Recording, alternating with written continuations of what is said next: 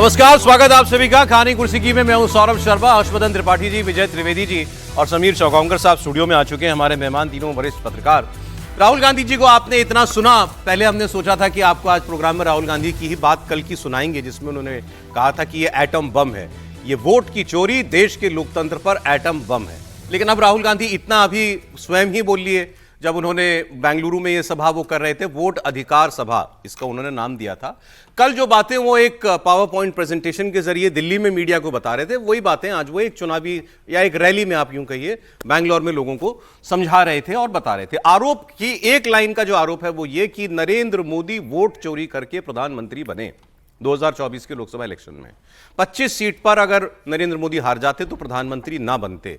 उन्होंने न जाने कितनी सीटों पर घोटाला किया, ऐसा राहुल गांधी का आरोप है। हमने एक सीट पर चोरी पकड़ ली और इलेक्शन कमीशन इस चोरी में नरेंद्र मोदी का साथ दे रहा है और हमारे सवालों का जवाब नहीं दे रहा। मोटी मोटी उनकी जो पूरी थ्योरी है वो ये है। तो आज हम दो काम करेंगे, इनफैक्ट तीन। पहले तो राहुल गांधी ने कल जो कुछ पॉइंटेड सवाल पूछे थे, मैं ये कहूंगा उसका जवाब, कुछ सवालों का जवाब आया है। वो जवाब हम आपको आज बताएंगे। जैसे उन्होंने कहा कि एक पते पे 80 लोग क्यों, तो इसका जवाब दिया है जो बूथ लेवल अफसर होते हैं इलेक्शन कमीशन के, उन्होंने। दूसरा, उन्होंने कल एक व्यक्ति का नाम लेकर के ये कहा था कि ये व्यक्ति सम श्रीवास्तव, ये बेंगलुरु का भी वोटर है, ये यूपी का भी वोटर है, ये अलग अलग जगह वोट कैसे डालता है। उस व्यक्ति से स्वयं हमारी बात हो गई। तो वो व्यक्ति क्या बता रहा है कि उसके अलग अलग जगह वोट हैं क्या उसने अलग अलग जगह जाकर वोट डाले भी। वैसे क्या ये मुमकिन है कि वो लखनऊ में वोट डाल दे और बेंगलुरु में भी वोट डाल दे। तो इसका जवाब उन्होंने क्या दिया वो भी हम आपको बताएंगे। फिर आज प्रियंका गांधी ने अपने भाई के जवाब बचाव में क्या कहा, क्योंकि कल से उन पर आरोप लग रहे हैं कि एक संवैधानिक संस्था को इनफैक्ट केवल उस पर सवाल ही नहीं खड़े कर रहे बल्कि उसको चोर कह रहे हैं। इससे पहले सुप्रीम कोर्ट ने जब राहुल गांधी पर टिप्पणी की थी कि आप अगर सच्चे भारतीय हैं तो आप ऐसी बातें नहीं कहेंगे, तब भी प्रियंका गांधी ने उनका बचाव करते हुए कहा था कि कोई जज तय नहीं करेंगे कि कौन सच्चे भारतीय है नहीं। आज उन्होंने क्या बोला और उन पर ऑपोजिशन या बीजेपी क्या कह रही है, एक बात। और उसके अलावा कल रात जो राहुल गांधी के घर पर डिनर हुआ है सारे विपक्षी दलों का, वहां से निकलने के बाद लोगों ने क्या बातें कही, अंदर क्या डिस्कस हुआ। कल यही फिल्म चली है, first day second show, Rahul Gandhi के घर पे भी, उसकी बात भी करेंगे। पहले आपको कुछ रिएक्शंस दिखाते हैं। प्रियंका गांधी, हेमंता बिस्वा शर्मा, देवेंद्र फडणवीस, दो चीफ मिनिस्टर हैं, ये क्या बोल रहे हैं। तो इतना बड़ा खुलासा किया है, अगर ये सब है, मान लो अगर अनइंटेंशनल गलती है तो आप उसको इन्वेस्टिगेट करिए। आप वोटर लिस्ट दे क्यों नहीं रहे हैं, आप इन्वेस्टिगेट कर क्यों नहीं रहे हैं, उसके बजाय आप कह रहे हैं कि एफिडेविट साइन करके दो। इससे बड़ा ओथ क्या है जो हम सदन में लेते हैं, इससे बड़ा इस देश में कोई भी ओथ है नहीं है। वो ओथ तो लिया हुआ है, पब्लिक में सब कुछ कह रहे हैं, दिखा रहे हैं आपको। इस तरह से बीजेपी और बाकी नेताओं, इनके नेताओं का और जवाब आ रहे हैं, उससे स्पष्ट है भाई अगर कोई कह रहा है कि गड़बड़ है, अब किसी भी चीज़ में, आप टीचर के पास जाओ, बोलो मैम चीटिंग हो रही है, तो टीचर क्या कहेगी, थप्पड़ मारेगी तुम्हें कि बोलेगी कि मैं चीटिंग चेक करती हूँ कि क्या हो रहा है। और यहाँ क्या है कि उल्टा उनको, एक तो उनको गाली दे रहे हैं, सुबह से शाम तक कुछ ना कुछ उल्टा सुल्टा बोलते रहते हैं उनके बारे में, और कहते हैं कि एफिडेविट साइन करो। ये क्या बात है, सरकार हो ना, इतनी बड़ी, वो इतना बड़ा ये हो रहा है, कांड हो रहा है आपके नाक के नीचे, अगर आप खुद नहीं कर रहे हो तो उसको इन्वेस्टिगेट करो। काम पता नहीं, पूरे ऑपोजिशन को तो इन्वेस्टिगेट कर रहे हो, ईडी कर रहा है, सब कुछ हो रहा है, तो इनसे कराइए इन्वेस्टिगेट। इससे बड़ा कुछ हो सकता है।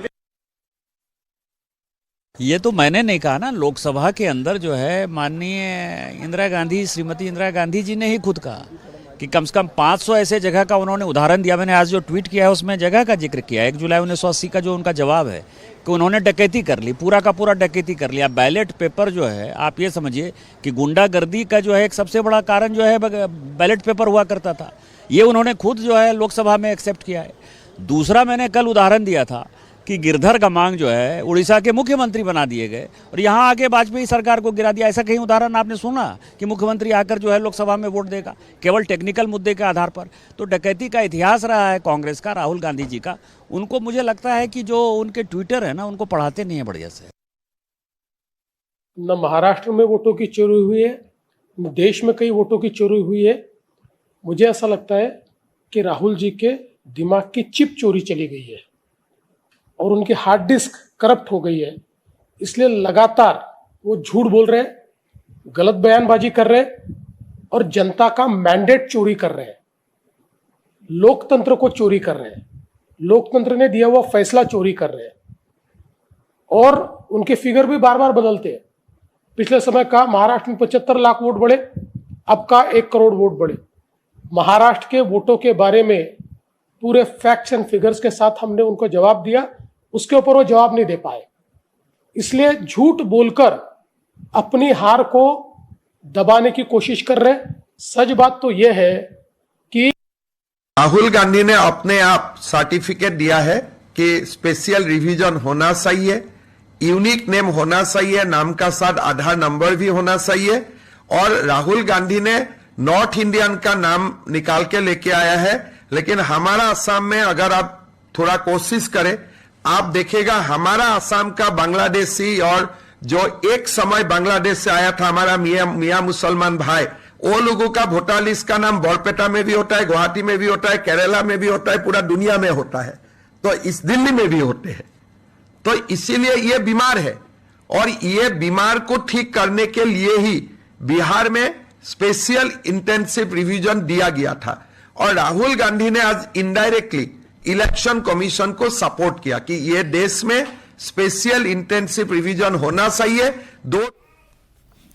ये पॉलिटिकल रिएक्शंस तो शुरुआत में आपको दिखा दिया। अब मैं बात करता हूं राहुल गांधी के आरोपों की। राहुल गांधी कल बहुत सारे पन्ने लहरा रहे थे, तो ये राहुल गांधी के आरोपों का ही एक जो है आप कह सकते हैं बंच ऑफ पेपर्स है। इसमें मुख्य तौर पर उनका आर्गुमेंट क्या था जो कल राहुल गांधी ने कहा? उन्होंने कहा हमने बैंगलोर सेंट्रल लोकसभा सीट की एक लोकसभा कॉन्स्टिट्यूएंसी पकड़ी जिसका नाम था महादेवपुरा असेंबली सेगमेंट, और उनका कहना है कि इस महादेवपुरा असेंबली सेगमेंट के अंदर जो है 1 लाख से ज्यादा वोटों की चोरी की गई, 1,250 वोट चोरी हुए। अगर इस एक असेंबली सेगमेंट के रिजल्ट को निकाल दें तो यह सीट कांग्रेस पार्टी 82,000 वोट से जीत जाती। यह उनका आरोप है। बाकी सारी विधानसभा सेगमेंट इस लोकसभा सीट के कांग्रेस जीत गई, यह महादेवपुरा असेंबली सेगमेंट बीजेपी चोरी से जीत गई। फिर उन्होंने इस जो डेटा निकाला है वो इस एक असेंबली सेगमेंट का डेटा निकाल के इसकी बात बताइए कि इसमें कैसे फर्जी वोटर जोड़े गए। अब ये फर्जी वोटर उन्होंने 4-5 तरीके से बताया कि जोड़े गए थे। Duplicate voter 11,965, fake and invalid address 40,000, एक पते पर बल्क वोटर्स 10,452, इनवैलिड फोटो वाले वोटर 4,000 से ज्यादा, मिसयूज ऑफ फॉर्म 6 यानी फर्स्ट टाइम वोटर 33,692। ये उनके मुख्य आरोप है। पहले तो कल चुनाव आयोग ने उनको, ये कर्नाटका के चुनाव आयोग ने, महाराष्ट्र के चुनाव आयोग ने, दोनों ने उनको ये कहा कि आपने जो ये तथ्य दिए हैं इनके बारे में अब ओथ पर एक हलफनामे पर हमको लिखकर दे दीजिए कि ये सबूत आपके हिसाब से सत्य हैं और हम इनकी जांच करेंगे। वैसे इनको चैलेंज केवल चुनावी प्रक्रियाओं को हाईकोर्ट में चुनौती दी जा सकती है, लेकिन आप चूंकि हमसे सवाल कर रहे हैं तो हमें हलफनामे पर दीजिए। और उसमें यह भी हलफनामे में एक लाइन है कि मैं एक तो मैं सत्यापित करता हूं कि ये तथ्य जो मैं दे रहा हूं ये मेरी जानकारी के अनुरूप सत्य है, और दूसरा कि मुझे मालूम है कि अगर ये गड़बड़ पाए गई इनमें कुछ तो मुझ पर दंडात्मक कार्रवाई हो सकती है। राहुल गांधी ने इसका जवाब ये दिया, मैंने जो कह दिया पब्लिक में वही मेरी ओथ है, इसको ओथ मान के आपको जो करना है कीजिए। प्रियंका जी भी वो कह रही थी कि इनसे किस बात के लिए आप जो है वचन पत्र मांग रहे हैं, इस तो उन्होंने तो पब्लिक में कहा है। यूपी के इलेक्शन कमीशन की तरफ से, हरियाणा के इलेक्शन कमीशन की तरफ से उनको जवाब दिया गया राहुल गांधी को, और उनसे यह कहा गया कि आपने जो वोटर हमारे यहां पर दाखिल बताए हैं उनका हमारे रिकॉर्ड में कोई नाम नहीं है ही नहीं हमारे यहां पर। तो जो नाम लेकर वो बता रहे थे तो इन चुनाव आयोग ने उसको खारिज कर दिया। अब मैं आपको बताता हूं सीधे हॉर्सेस माउथ से बात क्या हुई। राहुल गांधी की प्रेस कॉन्फ्रेंस में चुनाव आयोग से राहुल गांधी ने यह पूछा था कि आपने एक व्यक्ति का नाम अलग अलग राज्यों में क्यों लिखा हुआ है। हमने उस व्यक्ति से भी बात की और पूछा कि क्या आपका नाम यूपी के लखनऊ के किसी सीट पर पोलिंग बूथ पर दर्ज है और बेंगलुरु सेंट्रल में भी दर्ज है। इन व्यक्ति का नाम है आदित्य श्रीवास्तव। इन्होंने पहली आपत्ति तो यह की, इस व्यक्ति ने, जब हमने इनसे बात की कि राहुल गांधी ने मेरी पर्सनल डिटेल्स उजागर क्यों की, मेरा नाम, मैं कौन से पोलिंग बूथ पर हूं, सीरियल नंबर आपने क्यों बताया, यह मेरी निजता का हनन है। उनकी पहली बात यह थी। फिर उन्होंने सिलसिलेवार तरीके से बताया कि वो लखनऊ के रहने वाले हैं, 2016 में मुंबई चले गए काम के लिए, तो उन्होंने मुंबई में अपना वोट बनवा लिया। 2019 के लोकसभा चुनाव में उन्होंने वहां वोट भी डाला। 2021 के बाद वो मुंबई से बेंगलुरु चले गए और उन्होंने कहा कि मैंने खुद इलेक्शन कमीशन की वेबसाइट पर अपनी ये डिटेल अपलोड की। उनका कहना था कि राहुल गांधी को उनकी पर्सनल डिटेल्स शेयर नहीं करनी चाहिए थी। इन्होंने इंडिया टीवी से बात करते हुए और क्या क्या कहा है, आप सुनिए। This is the gentleman called Aditya Srivastava. He votes in booth number 458, same person. He votes again in booth number 459, same person. Go down. And then this gentleman goes, Karnataka, Uttar Pradesh, Karnataka and Maharashtra. So he's got his name on 4 lists, different states, different polling booths. Hello, Aditya Srivastava ji से बात हो रही मेरी? जी जी नमस्कार, मैं दिनेश मौर्य बोल रहा हूँ India TV news channel Mumbai से। जी दरअसल मुझे जिमी भाई जहां पहले रहते थे C1103 में, उन्होंने आपका नंबर दिया है। दरअसल आपने देखा होगा कि आपको लेके एक दावा किया गया है राहुल गांधी की तरफ से कि आपका नाम कई जगहों पर है। हेलो जी, बताइए। जी, तो उसमें आपका पक्ष जानना था मुझे कि एग्जैक्टली आपका पक्ष क्या है, क्या कहना है आपका कि इतने जगह आपका नाम रजिस्टर्ड है? सर, मैं ओरिजिनली मैं लखनऊ से हूँ। कहाँ पे, माफ कीजिए? लखनऊ से हूँ मैं ओरिजिनली। अच्छा, ओके। तो जब 20 साल का था, तो मेरे पेरेंट्स का घर वहीं पे लखनऊ में ही है जी। वहाँ पे मैंने अपना वोटर आई कार्ड मैंने बनवाया था जी। 2009 में, राइट, सन 2009 में जब मैं 21 साल का था, तो उस समय मैं बॉम्बे में जी। लखनऊ का वोटर आई कार्ड मैंने बॉम्बे ट्रांसफर करवाया था। अच्छा, लखनऊ का वोटर कार्ड आपने बॉम्बे ट्रांसफर करवाया, ये कब की बात होगी तो मेरे अंदाजन? 2016, 17, 18, 2017, 2018 में हो सकता है चेंज कराया होगा। ठीक है। 2017 या 2018 में। जी। ठीक है। तो नीचे अगर आप देखेंगे जो भी वो रिपोर्ट कर रहे हैं, मेरा voter I card number same है जी। तो ऑनलाइन जो फॉर्म है उसके थ्रू मैंने ट्रांसफर करवाया था अपना वोटर आई कार्ड जी। फिर उसके बाद में 2021 में मैं बॉम्बे छोड़ के मैं बैंगलोर आ गया जी। और अभी मैं बैंगलोर में रह रहा हूँ। तो मैंने फिर से मैंने उनकी वेबसाइट पे जाके अब आई कार्ड बॉम्बे से बैंगलोर में ट्रांसफर किया।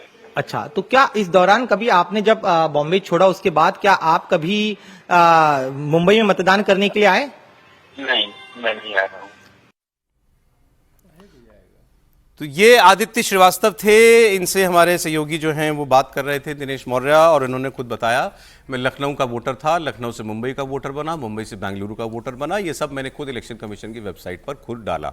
तो इनका नाम अलग अलग जगह पर जो राहुल गांधी बता रहे हैं, तो राहुल गांधी झूठ ने बोल रहे हैं, ये बात ठीक नहीं है। नाम तो है, ये सिस्टम उनका नाम 4 जगह दिखा रहा है, लेकिन क्या ये 4 जगह वोट डले? एक बात, क्या ये एक चोरी है, इलेक्शन फ्रॉड है, या ये सिस्टम का लैप्स है कि एक व्यक्ति जो अपना वोट खुद बदलवा चुका है उसका नाम लखनऊ में भी, मुंबई में भी, बेंगलुरु में भी क्यों दिख रहा है?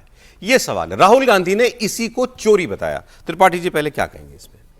और इनकी आपत्ति थी कि मेरा नाम लेकर मेरी सार्वजनिक डिटेल्स सार्वजनिक क्यों की राहुल गांधी ने? देखिए, वैसे तो किसी की भी निजता का हनन है ये आदित्य श्रीवास्तव का नाम लेकर आप इस तरह से करते हैं, और जब नेता प्रतिपक्ष ऐसे बड़ी स्क्रीन पर देश को प्रेस वार्ता करके बताता है तो कांग्रेस के समर्थकों के लिए विलेन नहीं हो गया होगा, उसकी जान को भी खतरा है। ये आप इसको जरा गंभीरता से लीजिए, ये सामान्य मसला नहीं है।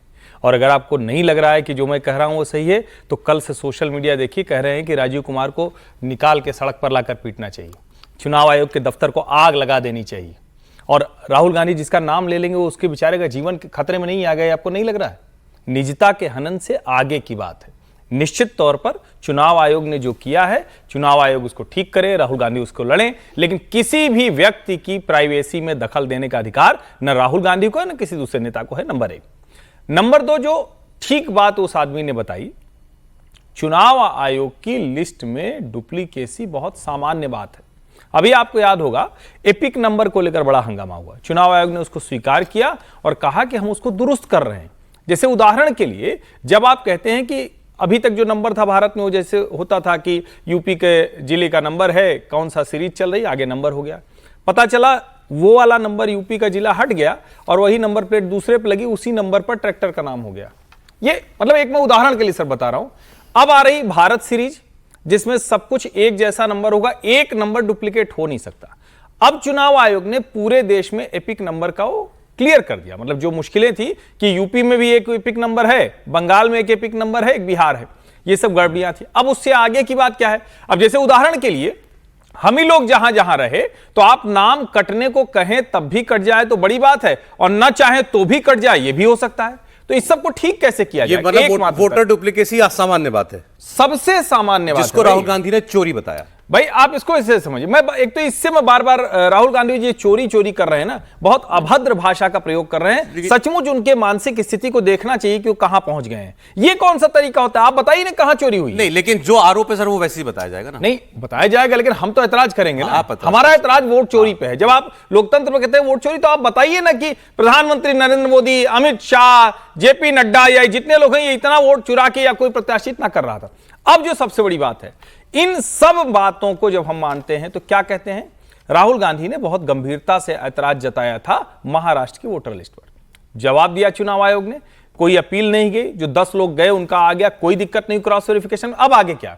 बिहार का चुनाव है, सारी पार्टियों को जो भी ईमानदारी से अगर चुनाव लड़ना चाहती हैं, वोटर लिस्ट का शुद्धिकरण, purification, verification, addition, deletion, correction जो कराना है कराना पड़ेगा। और मैं फिर कह रहा हूं, आधार कार्ड और वोटर आईडी लिस्ट जोड़िए, डुप्लीकेसी खत्म कीजिए, ये ठीक नहीं। अब बताइए सर, आदित्य श्रीवास्तव जो खुद बता रहे हैं हमको फोन पर, ये मेरे वोट मैंने बदलवाए इसलिए अलग अलग जगह पर दिख रहे हैं, अभी सिस्टम की कमजोरी है या चोरी है जो राहुल गांधी कह रहे हैं? नहीं, लेकिन ये राहुल गांधी को या आपको पता होगा क्या कैसे? वो राहुल गांधी ने केवल ये तो नहीं कहा कि 4 जगह वोट डाले, राहुल गांधी ने कहा 4 जगह वोट हैं। और एक बात समझना चाहिए, जो हम लोग कल से कह रहे हैं, हम लोग मतलब सभी लोग, बाय द वे प्लीज, मतलब क्योंकि फैक्ट है ये, महाराष्ट्र चूंकि सज्जन का नाम उन्होंने मुंबई में भी दर्ज बताया था और लखनऊ में भी दर्ज बताया था, तो महाराष्ट्र का और उत्तर प्रदेश का जो सीईओ हैं चुनाव आयोग के, उन्होंने कहा है कि हमारे रिकॉर्ड में ये वोटर नहीं है। हाँ ठीक है, मैं तो ये कह रहा हूँ कि ये जो लिस्ट है इसको या तो चैलेंज कर दे इलेक्शन कमीशन कि भाई ये लिस्ट ही जो फ्रॉड, ये लिस्ट तो इलेक्शन कमीशन ने दी है, पहली बात। इसलिए मैं कह रहा हूँ कि ये आरोप कहना भी गलत है। राहुल गांधी ने केवल जो इलेक्शन कमीशन ने डॉक्यूमेंट्स दिए, पेपर दिए, उसको एनालाइज किया उनकी टीम ने केवल। आरोप क्यों ना कहें सर, वो कह रहे हैं चोरी की है। नहीं, नरेंद्र मोदी चोरी से प्रधानमंत्री बने। एक बात सुनिए, वो आरोप हो सकता है नरेंद्र मोदी, लेकिन एक आदमी का नाम 4 जगह है, ये लिस्ट इलेक्शन कमीशन ने दी है, राहुल गांधी ने नहीं बनाई। अग्रीड। नहीं, एक क्या कंफ्यूजन है सर, एक थोड़ा उन्होंने आदित्य ने करवाया होगा, ये भी ठीक है, लेकिन लिस्ट में नाम है ना? इसमें लिस्ट में नाम है, लेकिन अब ये किसकी गलती है? और इसको मैं दूसरी तेजस्वी यादव के 2 जगह वोट बने जी। अभी इस पर भी किसी ने कहा तेजस्वी यादव ने चोरी करके 2 वोट बनवाए, या दोनों ने 2 जगह वोट डाले पिछले चुनाव में, किसी ने नहीं कहा। उनसे जवाब मांग पूछा है, किसी ने ये नहीं कहा कि तेजस्वी यादव ने चोरी की, किसी ने नहीं बोला अभी तक। राहुल गांधी सेम किस्म की सिस्टम लैब्स पर, सेम लैब्स है ना, एक आदमी के पास 2 वोटर आई कार्ड है, इसका नाम 4 जगह दर्ज है, सेम जगह पर राहुल गांधी चोरी चिपका देते हैं। ठीक है, वो आप उस आरोप शब्द पर आप आपत्ति कर सकते हैं, लेकिन मैं ये कह रहा हूं, इसको समझने की बात है, आराम से सुनिए, कि एक तो ये समझना चाहिए कि जो चीजें राहुल गांधी ने की, उन्होंने कुछ अपनी तरफ से नहीं जोड़ा, अपने शब्द जोड़े, वोट चोरी कह लीजिए या तमाम शब्द, लेकिन 4 जगह नाम है आदित्य जी का, तो वो इलेक्शन कमीशन ने लिस्ट दी, उसमें से उन्होंने चेक करके बताया ना कि ये 4 जगह एक आदमी का नाम है। ठीक है, आदित्य श्रीवास्तव ने अपनी बात कर दी, वो भी ठीक हो गया कि भाई उन्होंने कहा है कि मैंने अपनी तरफ से किया, लेकिन इलेक्शन कमीशन ने नहीं किया। अब ये गलत उपयोग कैसे होता है? आदित्य श्रीवास्तव ने तो वोट नहीं डाला, लेकिन वो रहते हैं बॉम्बे में, लखनऊ में जो आदमी है वो चाहे कांग्रेस का ही कार्यकर्ता हो, उसको पता हो कि आदित्य श्रीवास्तव यहाँ नहीं रहते, तो वो उसका वोट, नकली वोट डलवा देंगे। डलवा सकते कि नहीं डलवा सकते? डलते ही है ना वोट। या आप कह रहे कि अब देश में तो कहीं नकली वोट नहीं डल रहे, फर्जी वोट नहीं डल रहे। जब तक मेरे पास आदित्य श्रीवास्तव नाम का आई कार्ड नहीं है, कोई आइडेंटिटी प्रूफ नहीं है, कैसे डलेगा? फिर तो इलेक्शन सिस्टम ही वहां तो वो तो 4 जगह चेक होता है, बाहर भी पुलिस वाला चेक करता, बाहर पहले पोलिंग एजेंट चेक करता है, फिर पुलिस वाला चेक करता है, फिर अंदर जाइए तो 2 व्यक्ति चेक करते हैं, 4 लोग आपका आईडी मांगते हैं। फिर तो बहस ही खत्म होगी, फिर तो मतलब ठीक चल रहा है इलेक्शन सिस्टम। फिर तो ऐसा होता है कि नहीं होता सर? नहीं, इस पर फिर बहस ही खत्म होगी ना। आप तो एक प्रक्रिया की मैंने बात बताई, आप बताइए सर, आदित्य शक्ति जी की लेकिन सर बात। इसमें सौरभ विजय जी कह रहे हैं कि भी राहुल गांधी ने क्या, राहुल गांधी ने तो केवल एक मेरे मन में प्रश्न आया, शायद विजय जी उसका स्पष्टीकरण कर देंगे। मैं क्यों ये स्पष्टीकरण नहीं मतलब उस तरह से नहीं, क्योंकि आपने कहा ना, तो मुझे तो ये दिख रहा है अगर अलग अलग जगह की है तो पूरे देश की वोटर लिस्ट तो ली नहीं है अभी तो सिर्फ एक वो विधानसभा में कॉन्स्टिट्यूंसी की बात। तो अगर एक असेंबली में गए थे तो महाराष्ट्र की वोटर लिस्ट का नाम वहां तो मिलेगा नहीं, ये कहां से लेके आए? या उत्तर प्रदेश में जो नाम है वो तो मिलेगा नहीं। नहीं, ये सवाल तो कल से है। राहुल जी जो कह रहे हैं कि हमने फोटो से फोटो पहचानी है, तो इन्होंने महादेवपुरा कॉन्स्टिट्यूंसी निकाल लिया। बिल्कुल, यही तो इसको कंपेयर किससे किया इन्होंने? भाई ये जो 4 जगह कह रहे हैं, अगर वो कहते हैं महादेवपुरा में ही 4 जगह, समीर जी तो गंभीर होता। राहुल गांधी जो हिटलर का वाक्य था ना कि एक झूठ को आप बार बार बोलो, जोर से बोलो, लगातार बोलो तो वो सच बन जाता है, लोग सच मानने लगते हैं। राहुल गांधी वो टैक्टिस पर चल रहे हैं कि लगातार वो इस तरीके से जिक्र कर रहे हैं कि वोट चोरी हो रही है और चुनाव आयोग निष्पक्ष नहीं और भारतीय जनता पार्टी के लिए वो चुनाव मैनेज करने वाली मशीनरी बन गई। राहुल गांधी लगातार ये आरोप लगा रहे हैं और जिस तरीके से कल राहुल गांधी ने प्रेजेंटेशन दिया, देखिए देश की आम जनता तो इन सब टेक्निकल चीजों में नहीं जाती है ना।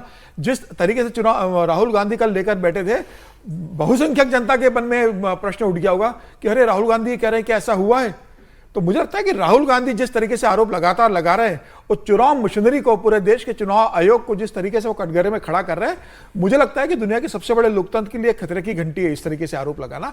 आप एक लोकतांत्रिक देश के अंदर एक लोकतांत्रिक प्रक्रिया को, कि दुनिया में भारत के लोकतंत्र को माना जाता है कि इतना बड़ा देश है, 100 करोड़ से ज्यादा वोटर्स है और तमाम पहले चुनाव से लेकर 1952 का अगर पहला लोकसभा चुनाव देखेंगे, वहां से लेकर आज तक चुनाव आयोग ने चुनाव बहुत बेहतर तरीके से देश के अंदर ऑर्गेनाइज करा है। कभी चुनाव आयोग पर इस तरीके के आरोप नहीं लगे, छोटे मोटे आरोप लगते रहे एक दो, इस तरीके से गंभीर आरोप, लगातार इस तरीके से संगठित आरोप चुनाव आयोग पर जिस तरीके से राहुल गांधी लगा रहे हैं, मुझे लग रहा है ये एकदम चुनाव आयोग के लिए, के देश के लोकतंत्र के लिए ठीक नहीं है। राहुल गांधी ने जो कल आरोप लगाए थे वोट चोरी के, सीधे सीधे शब्दों में कि नरेंद्र मोदी वोट चोरी करके इलेक्शन कमीशन की मदद से प्रधानमंत्री बन गए, वो आरोप उन्होंने आज बेंगलुरु में एक सभा में भी लगाए हैं। वहां बातें वही की हैं तो रिपीट हैं, इसलिए वो पूरा दोबारा बताने का मतलब नहीं। लेकिन जो उन्होंने आरोप लगाए उस पर नई नई बातें सामने आई। जैसे उन्होंने एक व्यक्ति का नाम लेके कहा था कि ये यूपी का भी वोटर है, महाराष्ट्र का भी वोटर है और कर्नाटका का भी वोटर है। उस व्यक्ति से हमने खुद बात की, आपने ब्रेक से पहले सुनी। उस सज्जन ने यह कहा कि पहले तो राहुल गांधी को मेरी पर्सनल डिटेल सार्वजनिक करने का कोई अधिकार नहीं, दूसरा कि मैंने खुद अपने वोट बदलवाए। मैं पहले लखनऊ में रहता था, फिर मैं नौकरी के लिए मुंबई चला गया, वहां से मैं बेंगलुरु चला गया, मैं जहां गया अपना वोट बदलवाता गया। ये बड़ी सामान्य सी बात है। तो राहुल गांधी अगर जो ये बात बता रहे हैं, तो राहुल गांधी का फैक्ट भी दुरुस्त था, लेकिन क्योंकि वो कह रहे थे ये चोरी का सबूत है, तो उस व्यक्ति ने बताया चोरी नहीं है, मैंने ही अपने वोट बदलवाए। Point number 1। अब आते हैं दूसरे राहुल गांधी के आरोप पर। एक पते पे मल्टीपल वोटर, एक पते पे 80 वोटर, 100 वोटर, ये उनका दावा था। और उन्होंने कहा था कि उनकी जांच में बेंगलुरु सेंट्रल के महादेवपुरा के हाउस नंबर 35 में एक साथ 80 वोटर निकले। लेकिन अब राहुल गांधी के इसी बल्क वोटर होने के आरोप का भी फैक्ट चेक हो गया। इंडिया टीवी ने महादेवपुरा के इस हाउस नंबर 35 को ढूंढ निकाला। हमारे रिपोर्टर पहुंच गए वहां पर और सच उन्होंने पूछा। उसने राहुल गांधी के इस दावे की पोल खोल दी। दरअसल ये मकान नंबर 35 महादेवपुरा, ये वहां के मुनी रेड्डी गार्डन इलाके में है। एक चौलनुमा इलाका है, यहां ज्यादातर लेबर क्लास के लोग रहते हैं। राहुल गांधी ने जिस मकान नंबर 35 की बात की है, वहां ऐसे ही लेबर क्लास के लोग किराए के अकोमोडेशन में शेयरिंग बेसिस पर रहते हैं। एक ही कमरे में बहुत सारे लोग रहते हैं और ये बड़ी सामान्य बात है, राहुल गांधी को पता होगी। बड़े शहरों में तो बहुत ही आम बात है। जब जॉब बदलते रहते हैं, दूसरी जगह जाते हैं, तो कोई बड़ा एक अलग अपने लिए कमरा लोग नहीं लेते हैं। एक कमरे में शेयरिंग बेसिस पर बहुत से लोग रह रहे होते हैं, उसी में वो भी रहने लग जाते हैं। हाउस नंबर 35 के ओनर जो हैं, ये इंपॉर्टेंट है कि ओनर कौन है। ओनर है जयराम रेड्डी नाम के एक व्यक्ति। इनके भाई गोपाल रेड्डी हमको मिले और इंडिया टीवी को उन्होंने बताया कि ये सब लोग जिनके नाम राहुल गांधी बता रहे हैं, ये सब लोग पास की बनी आईटी कंपनियों में सिक्योरिटी गार्ड या फिर हाउस हेल्प का काम करते हैं। इन कंपनियों में काम करने के लिए आईडी प्रूफ जरूरी है। मकान मालिक से लीज एग्रीमेंट लेकर इन्होंने अपना वोटर आई कार्ड बनवा लिया और उस वोटर आई कार्ड की जरूरत इनको वोट डालने से ज्यादा इस बात के लिए है कि मैं नौकरी पे दिखा पाऊं। लेकिन ये लोग ज्यादा समय एक जगह पर नहीं रहते, कुछ ही महीनों में ये मकान खाली कर देते हैं, कहीं और काम की तलाश में निकल जाते हैं। लेकिन वोटर आई कार्ड इसी मकान में बना हुआ था और वो बना रहता है और वो बहुत सारे लोगों का बना रहता है। सुनिए। महादेवपुरा विधानसभा क्षेत्र के मुनि रेड्डी गार्डन इलाके में हम पहुंचे हैं और यहाँ पर जो सबसे गंभीर आरोप राहुल गांधी ने लगाए हैं वो ये हैं कि मकान नंबर 35 जो इस इलाके में है, इस मकान में एक साथ 80 वोटर्स ने इस एड्रेस पर रजिस्टर किया है। आप मकान देख सकते हैं, बहुत ही छोटा मकान है, एक बेडरूम का, उससे भी कम जो है इसका इलाका है और एक बहुत छोटे से मकान में 80 लोग कैसे रह सकते हैं और कैसे वो वोटर बन सकते हैं, एक बड़ा सवाल राहुल गांधी ने खड़ा किया। इस इलाके के बारे में हम आपको बता दें, ये आउटर रिंग रोड का इलाका है, जिसके पीछे का इलाका ये मुनि रेड्डी गार्डन है और यहाँ पर आपको ऐसी छोटी छोटी चौल नुमा जो मकान है वो आपको दिख जाए। देखिए यहाँ पर बीबीएमपी के कर्मचारी जो हैं वो मौजूद हैं, वो यहाँ पर इस फैक्ट को चेक करने के लिए आए हैं जो राहुल गांधी ने प्रेस कॉन्फ्रेंस की थी। एक बीएलओ मैडम है वो यहाँ पर आई हैं उसी वोटर लिस्ट के साथ जो राहुल गांधी ने कहा था कि इस हाउस नंबर 35 पर जो है 35 हाउस नंबर 35 में 80 से ज़्यादा वोटर जो है यहाँ पर हैं। हमारे साथ गोपाल रेड्डी सर हैं। गोपाल रेड्डी इस जो पूरे मकान के मालिक हैं, जयराम रेड्डी उनके भाई हैं। गोपाल रेड्डी साहब, एक बहुत बड़ा आरोप जो है राहुल गांधी ने लगाया। सबसे पहले हम आपको इससे ये जानना चाहते हैं कि आप किस पार्टी को सपोर्ट करते हैं? आप बीजेपी को सपोर्ट करते हैं कि कांग्रेस को? नहीं जी, मैं पहले था किया कांग्रेस को सपोर्ट किया। मैं कैनवास टाइम में मेरे को एक कंफर्म हो गया, ये कॉन्स्टिट्यूंसी में बीजेपी को बहुत हवा है। आप जो इस इलाके में आपके भाइयों का सबका प्रॉपर्टी है, यहाँ पर एक हाउस नंबर 35 है जिसने सब भी फेक है, उधर कौन भी नहीं है। ये आईडी कार्ड बनाया, आ रहा जा रहा, वो इलेक्शन टाइम में उधर आए तो वोटिंग करता चलता है। लोग रेंट पे आते हैं यहाँ पर, रेंट हाउस है, रेंट पे लोग आते हैं, अपना वोटर आईडी कार्ड यहाँ से बनवाते हैं, लेकिन उसको चेंज नहीं करते हैं। जब वोटिंग का दिन आता है तो इसी एड्रेस पे आते हैं, वोट करके चले जाते हैं। गोपाल रेड्डी हैं जिनका ये कहना है, हालांकि इनकी हिंदी उतनी अच्छी नहीं है, लेकिन ये क्या कहना चाहते हैं वो हम आपको स्पष्ट तरीके से बता दें। वो ये कहना चाहते हैं कि ये जो 80 लोग थे वो एक ही जगह पर एक ही मकान में लगातार नहीं रहते थे। ये लोग किराएदार हैं जो पहले कभी आए, यहाँ पर रहे और उसके बाद चूंकि हाउस हेल्प का काम करते हैं, सिक्योरिटी गार्ड का काम करते हैं, तो लगातार वो मकान बदलते रहते हैं। लेकिन चूंकि उन्होंने वोटर आईडी कार्ड जो है इस एड्रेस पर मकान नंबर 35 पर बना लिया था, इस वजह से वो जब भी वोटिंग का टाइम होता था वो वोटर आईडी कार्ड वही इस्तेमाल करते थे, क्योंकि बार बार वोटर आईडी कार्ड बनाने के लिए भी तमाम डॉक्यूमेंट्स लगते हैं। इस वजह से वो इस हैजल से बचना चाहते थे, इसीलिए उन्होंने उस मकान का जो ID card voter ID card बना था उसी मकान के वोटर आईडी कार्ड को लगातार इस्तेमाल करते हैं और जब इलेक्शन टाइम होता है तब वो यहाँ पर आकर वोट करते हैं।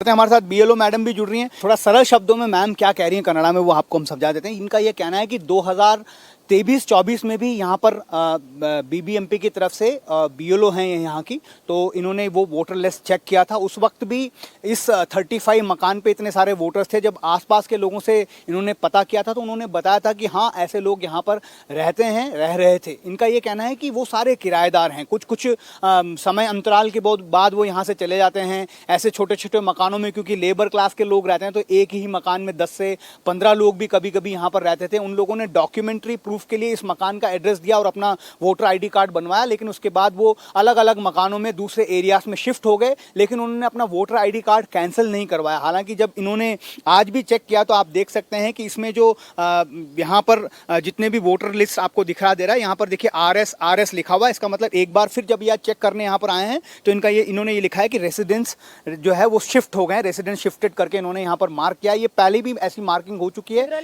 लेकिन जब आते हैं तब यहाँ से चले जाते हैं तो वो वोटर आईडी कार्ड इसी मकान का रहता है। जब वोटिंग का वक्त आता है तब वो यहाँ पर आते हैं और वोट डालकर वापस अपने जहाँ पर उन्होंने शिफ्ट किया वहाँ चले जाते हैं। इस वजह से ये कंफ्यूजन हुआ है कि एक ही मकान में 80 लोगों को यहाँ पर दिखाया जा रहा है। मैडम ಏನು ಹೇಳ್ತೀರಾ? ಇದರಲ್ಲಿ ಬಂದು ಇರೋರು ಒಂದು 4 ಜನ ನಮಗೆ ಸಿಕ್ಕಿದಾಗ ಅವರು ನಂಬರ್ಗಳು ಕೊಟ್ಟಿರೋದು। 15 लोग उसी 35 रूम नंबर में रहते थे और उन्होंने इसको चेक भी किया उनके फोन नंबर से। उन्होंने ये बताया भी कि उस वक्त वो रहते थे और उस वक्त इन्होंने इस हाउस का डॉक्यूमेंट देके यहाँ पर वोटर आईडी कार्ड बनवाया था। ಸೊ ಇದು ಒಂದು ಎಲಿಗೇಷನ್ ಬಂದಿದೆ ಅಲ್ವಾ, ಒಂದೇ ಅಡ್ರೆಸ್ ನಲ್ಲಿ 80 ಜನ ಇದ್ದಾರೆ ಅಂತ, ಅದು ಏನು ಸರಿನಾ ಅಂತ? ಸರ್ ಅದು ಒಂದೇ ಸತಿ ನಾವು ಇದೀವಿ ಇಷ್ಟೇ, ನೀವು ಅದನ್ನ ಒಂದು गांधी ने जो आरोप लगाए वो इस लिहाज से गलत हैं क्योंकि यहाँ पर जो लोग रहते हैं वो एक साथ एक समय पर 80 लोग नहीं रहते हैं। अब ये जो बीएलओ मैडम थी, इन ब्लॉक बूथ लेवल अफसर, इलेक्शन कमीशन की कर्मचारी, इनकी बात सुनने के बाद तो ये लगता है कि ये जो स्पेशल इंटेंसिव रिवीजन है ये हर चुनाव से पहले होना चाहिए, हर राज्य में होना चाहिए, लोकसभा चुनाव से पहले तो होना ही चाहिए।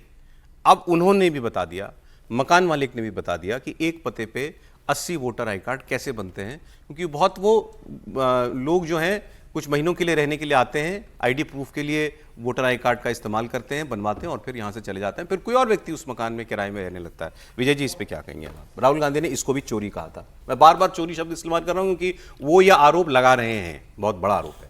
चोरी वो अपने पॉलिटिकल एजेंडा के लिए पॉलिटिकल लीडर के तौर पर आरोप लगा रहे हैं, लेकिन जितनी बात अभी हम आपके रिपोर्टर ने भी की, वो भी राहुल गांधी की बात को जस्टिफाई कर रहा है कि एक घर में जो भी नंबर है, मैं नंबर याद 80 वोटर आई कार्ड, हाँ जितने भी थे, 80 हो 70 हो, वो वहाँ पर रहते थे। उनके मकान मालिक ने भी बताया कि वो वहाँ हैं और वो वहाँ नहीं रहते।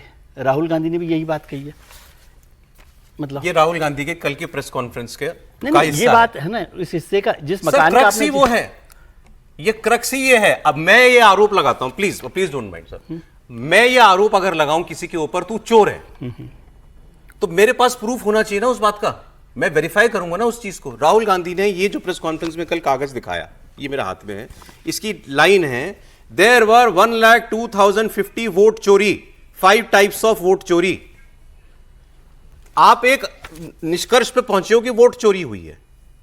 सच्चाई बता रही है वो महिला जो सरकारी अधिकारी है कि ये क्यों बने, ये 80 लोग एक पते पे क्यों हैं। तो राहुल गांधी को ये ड्यू डिलिजेंस नहीं करनी चाहिए। सवाल भी होना चाहिए, ये राहुल गांधी को पहले भी सवाल करना चाहिए कि कोई भी आएगा और वोटर आई कार्ड बन जाएगा। आप सर गोल पोस्ट शिफ्ट नहीं, राहुल गांधी ने, मैं गोल पोस्ट क्यों शिफ्ट करूंगा? एक सेकंड, सॉरी, आप पर्सनल मत लीजिएगा। मैं कह रहा हूं राहुल गांधी ने कल ये कहा, हम इन जगहों पे गए, हमने पता किया वहां कोई नहीं रहता। हाँ, तो ये तो उनका मकान मालिक भी कह रहा है। तो ये हमारा रिपोर्टर ने, लेकिन रिपोर्टर को भी मकान मालिक यही कह रहा है। क्या कह रहा है कि नहीं रहते वहां। कौन है वो माइग्रेंट वर्कर्स हैं, जो भी है नहीं रहते। राहुल गांधी ने क्यों नहीं बताया माइग्रेंट वर्कर्स हैं? वो उनका है, लेकिन ये फैक्ट है ना कि वो वहां नहीं रहते। आप आधा सच बता रहे हो, मतलब आप झूठ बोल रहे हो। नहीं सर, लेकिन इसका मतलब तो उन्होंने कहा कि हमारी team, I take my words back, goal shift करने वाला। नहीं, गोल शिफ्ट नहीं, मैं बात ये कह रहा हूँ, गोल शिफ्ट मेरा पर्सनल नहीं है। मैं ये कह रहा हूँ कि मुद्दा यह है कि मैं राहुल गांधी को सपोर्ट नहीं कर रहा, और राहुल गांधी वोट चोरी जो कह रहे हैं मैं उसको सपोर्ट नहीं करता, लेकिन वो उनका पॉलिटिकल एजेंडा है, क्योंकि चोरी से वो एक नैरेटिव बना रहे हैं।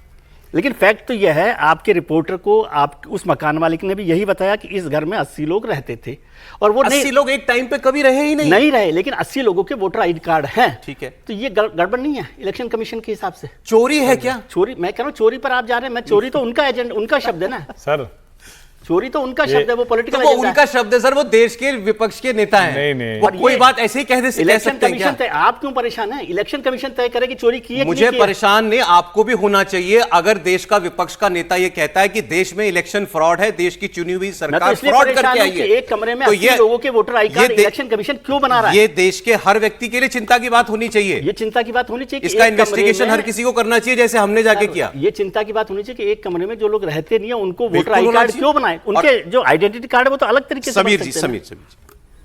देखिए, राहुल गांधी का जो कहना है कि भाई एक कमरे में 80 लोगों के वोट बने, कोटा में भी तो होता है। कोटा में जो बच्चे पढ़ने जाते हैं, एक बिल्डिंग में रहते हैं 150 बच्चे, तो एक ही बिल्डिंग में, एक ही कमरे में उनके 8-8-10 नाम से वोटर्स बनते हैं, क्योंकि वहां पढ़ने गए हुए, पढ़ने के बाद जब चले जाते वो वहां से विड्रॉ कर रहे थे वोटर। तो राहुल गांधी को भाई जो ऑब्जेक्शन था, तो राहुल गांधी को निकलता है कि इतने लाख वोटर्स हमें आइडेंटिफाइड करे हैं कि डबल आईडी, इनका आईडी कार्ड बना हुआ है, वोटर कार्ड बना हुआ है, ये वोटिंग हुई होगी। तो आप ये सारा लेटर पर अटेस्ट करते, चुनाव आयोग से पूछते कि इतने हमने आइडेंटिफाइड किए, क्या इन लोगों ने 2024 के लोकसभा चुनाव में या कर्नाटक के विधानसभा चुनाव में डबल वोटिंग किए? क्या हमें शक है कि इन्होंने डबल वोटिंग किए? प्लीज आप इसको वेरीफाई कीजिए और इसका हमको जवाब दीजिए। अब चुनाव आयोग से पूछ लेते ना, ये तो चुनाव आयोग अब भी जवाब दे सकता है। हाँ, लेकिन राहुल गांधी सीधा ये कहते ना कि आपने चोरी कर ली है वोटों की, और ये पूरा सरकार जो बनी है ये झूठ की, फरेब की, चोरी के वोट की सरकार बनी हुई है। प्रधानमंत्री मोदी 10 साल से झूठ के वोट पर बने हुए, ये सबसे बड़ा आरोप है। सर, राहुल गांधी के आरोप से आपको नहीं लगता कि देश में आग लग सकती थी? मैं कह रहा हूं अभी भी लग जाएगी सर, अभी अगर ये बात बढ़ेगी। अलग अलग रखिए सर, आप है ना पॉलिटिकल एजेंडा राहुल गांधी का और फैक्ट्स दो अलग अलग चीजें। आप बार बार ये कह रहे हैं कि उन्होंने क्या गलत कहा। हाँ, मैं तो ये कह रहा हूं फैक्ट है ना कि एक कमरे में 80। अच्छा, आप ये ठीक मानते हैं कि इलेक्शन कमीशन कोई भी कमरे में आएगा एक महीने के लिए उसका वोटर आई कार्ड बन जाए? गलत है। तो बस यही तो बात है। नहीं, अब फिर आप कहेंगे चोरी तो इलेक्शन कमीशन को तय करना है और पॉलिटिकल एजेंडा है। अभी कोई ऐसा नियम नहीं बना है कि मैं कहीं जा रहा हूं और मैं अपना और इसीलिए वोट वो वहां से मल्टीपल ना कार्ड हटाऊं। होते हैं ना, क्योंकि अब बेंगलोर में आपको बनवा यही तो लिया, ठीक करना है। फिर वहां पर महादेवपुर में बनवा लिया, फिर महाराष्ट्र में बनवा लिया, फिर कहीं बनवा लिया। सर ये तो अभी हमारा अधिकार है, नागरिक अधिकार है। आज हम नोएडा में हैं, हो सकता है कि अगले किसी और राज्य के चुनाव के समय हम एक समय में 2 जगह वोट नहीं कर सकते, ये नहीं हो सकता, ये गलत है। लेकिन हम अगर 6-6 महीने में बदल रहे हैं तो हमारा अधिकार है भाई सरकार चुनने नहीं, का। 6 महीने का अधिकार है बदलने का, लेकिन 6 महीने में 4 पुराना के कार्ड नहीं होंगे पुराना ना। वोट हटना भी तो चाहिए ना। वो कह रहा हूं प्रोसेस मैं। गड़बड़ है ना, इसको तो तो बस ठीक करने की बात अब है। आप वही बात विजय जी कर ने रहा कहा हूं एक सेकंड, जिस लेकिन पर राहुल गांधी जो कर रहे हैं वो झूठ फैला रहे हैं। सर का कहना यह है, राहुल गांधी ने भी वही फैक्ट बताया जो ग्राउंड पर निकला। नहीं, राहुल गांधी ने देश के लोकतंत्र को कमजोर किया है, देश के लोकतंत्र को वोट चोरी कह के अफवाह फैलाने की, अराजकता की कोशिश वो की ठीक हो है। सकता वो है। यहाँ बांग्लादेश देखना चाहते हैं, वो यहाँ श्रीलंका देखना चाहते हैं, वो खतरनाक काम कर रहे हैं। ये सिर्फ इतना भर नहीं कि वो कुछ चीजें, और अगर फैक्ट मैं रखना कह रहा था हूं उसको ठीक है, लेकिन फैक्ट तो है नहीं है। सर, फैक्ट नहीं है ना, वो कह रहे हैं कि हमारा चुनाव किस इसी वजह से चला गया। चुनाव- वो कह रहे हैं कि चुनाव 25 मान रहा है ना, उनकी बात इसमें छोड़ो, SR ये करवा फैक्ट रहा है है कि सर, एक कमरे में SR 80 लोगों के हो कार्ड रही बने है। हुए। उन्हीं की बात में बात एक कर रहे हैं। सेकंड, राहुल गांधी के इस प्रमाइस का जो आरोप है कि वोट चोरी से हम इलेक्शन हार गए, मैं फिर बताता हूं आपको कि उन्होंने क्या मतलब उन्होंने ये जो इतने पन्ने बताए ये क्या हैं। उन्होंने ये कहा कि बेंगलुरु सेंट्रल लोकसभा सीट अच्छा, इसमें और एक और उसकी है। महादेवपुरा असेंबली सीट, सुनिए ना, एक और है सर रोचक। इस पर जाके हमने जांच की। सौरभ जी, एक और हाँ। रोचक है, ध्यान में आ गया मुझे, जहां तक ध्यान में आ रहा है, वो कह रहे थे कि सिर्फ इसी एक सीट से जीत गए। कल की प्रेस कॉन्फ्रेंस हम नहीं, लोगों यही को बोला किया उन्होंने था। ना कि यही अगर बोला ये ना था ना। होती तो हम 80,000 तो वोट से जीतते। अब जान लीजिए, वहां 8 विधानसभा सीटें हैं, उसमें भाजपा भी 3 या 4 सीटों पर, 3 या 4 कांग्रेस है, वो भी वो गलत बोल रहे हैं। उन्होंने कहा कि बाकी सब हम जीते, एक उन्होंने कहा ना महादेवपुरा कि हम सब जीत गए और एक सीट से। आप अभी चेक कीजिए, बेंगलुरु सेंट्रल में 8 विधानसभा सीटें हैं, समझनी चाहिए सौरभ जी। जिसकी बात वो कर रहे हैं। पॉलिटिकल लीडर अपने किसी भी बात को लेकर नैरेटिव बनाने में उड़ जाते हैं।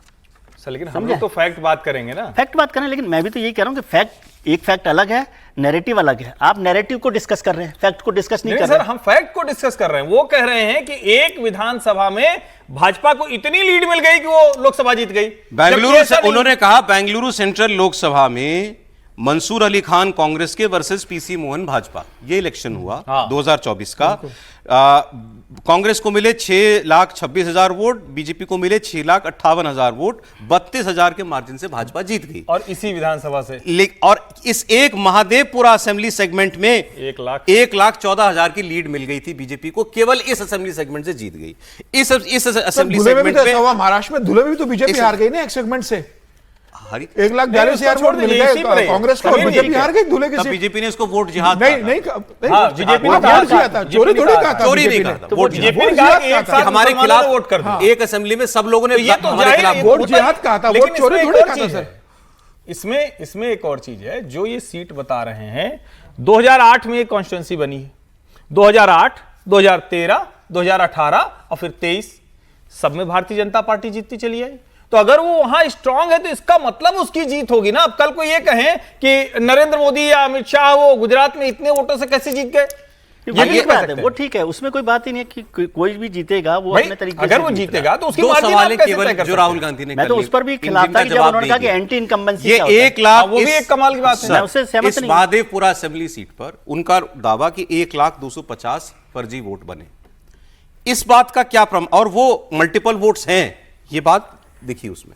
इस बात का क्या प्रमाण है, क्या दिया जा सकता है? राहुल गांधी ने नहीं दिया कि ये 1,250 वोट पड़े भी, और इनमें से कितने बीजेपी को पड़े, ये कैसे चोरी किए, क्योंकि उन्होंने ये कहा कि इसी असेंबली सेगमेंट से बीजेपी जीत गई। जीतना फैक्ट हो सकता है, ये कैसे दे सकता है? ये तो इलेक्शन कमीशन भी नहीं बता सकता कि राहुल गांधी क्या बता रहे हैं बताएंगे? ना कि हम तो इलेक्शन इस एक कमीशन भी असेंबली नहीं से हार बता गए। सकता कि ये वोट बीजेपी को डले कि कांग्रेस को डले। हमारे सिस्टम में ये नहीं है, हमारे सिस्टम में ये है क्या? इलेक्शन कमीशन भी नहीं बता सकता, राहुल गांधी क्या बताएंगे? देखिए, इसमें किसने वोट डाला? 8 विधानसभा सीटें हैं।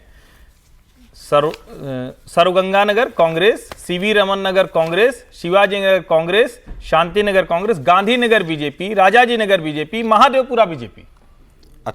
तो ये बात गलत है कि बाकी सारी, ये भी गलत है जो वो कह रहे हैं कि सारी की सारी। ये देखिए ना, आप कोई भी जाके आगे जाके बताता हूं कुछ बातें और आपको। ये जो वोटर लिस्ट पे गड़बड़ी पर उन्होंने इल्जाम लगाया है, इस पर इलेक्शन कमीशन ने ये साफ साफ कहा है कि राहुल गांधी या तो हलफनामा साइन करें या फिर माफी मांगे। अब इलेक्शन कमीशन ये कह रहा है या तो मुझे एफिडेविट पर दीजिए अपना आरोप या फिर आप माफी मांगिए।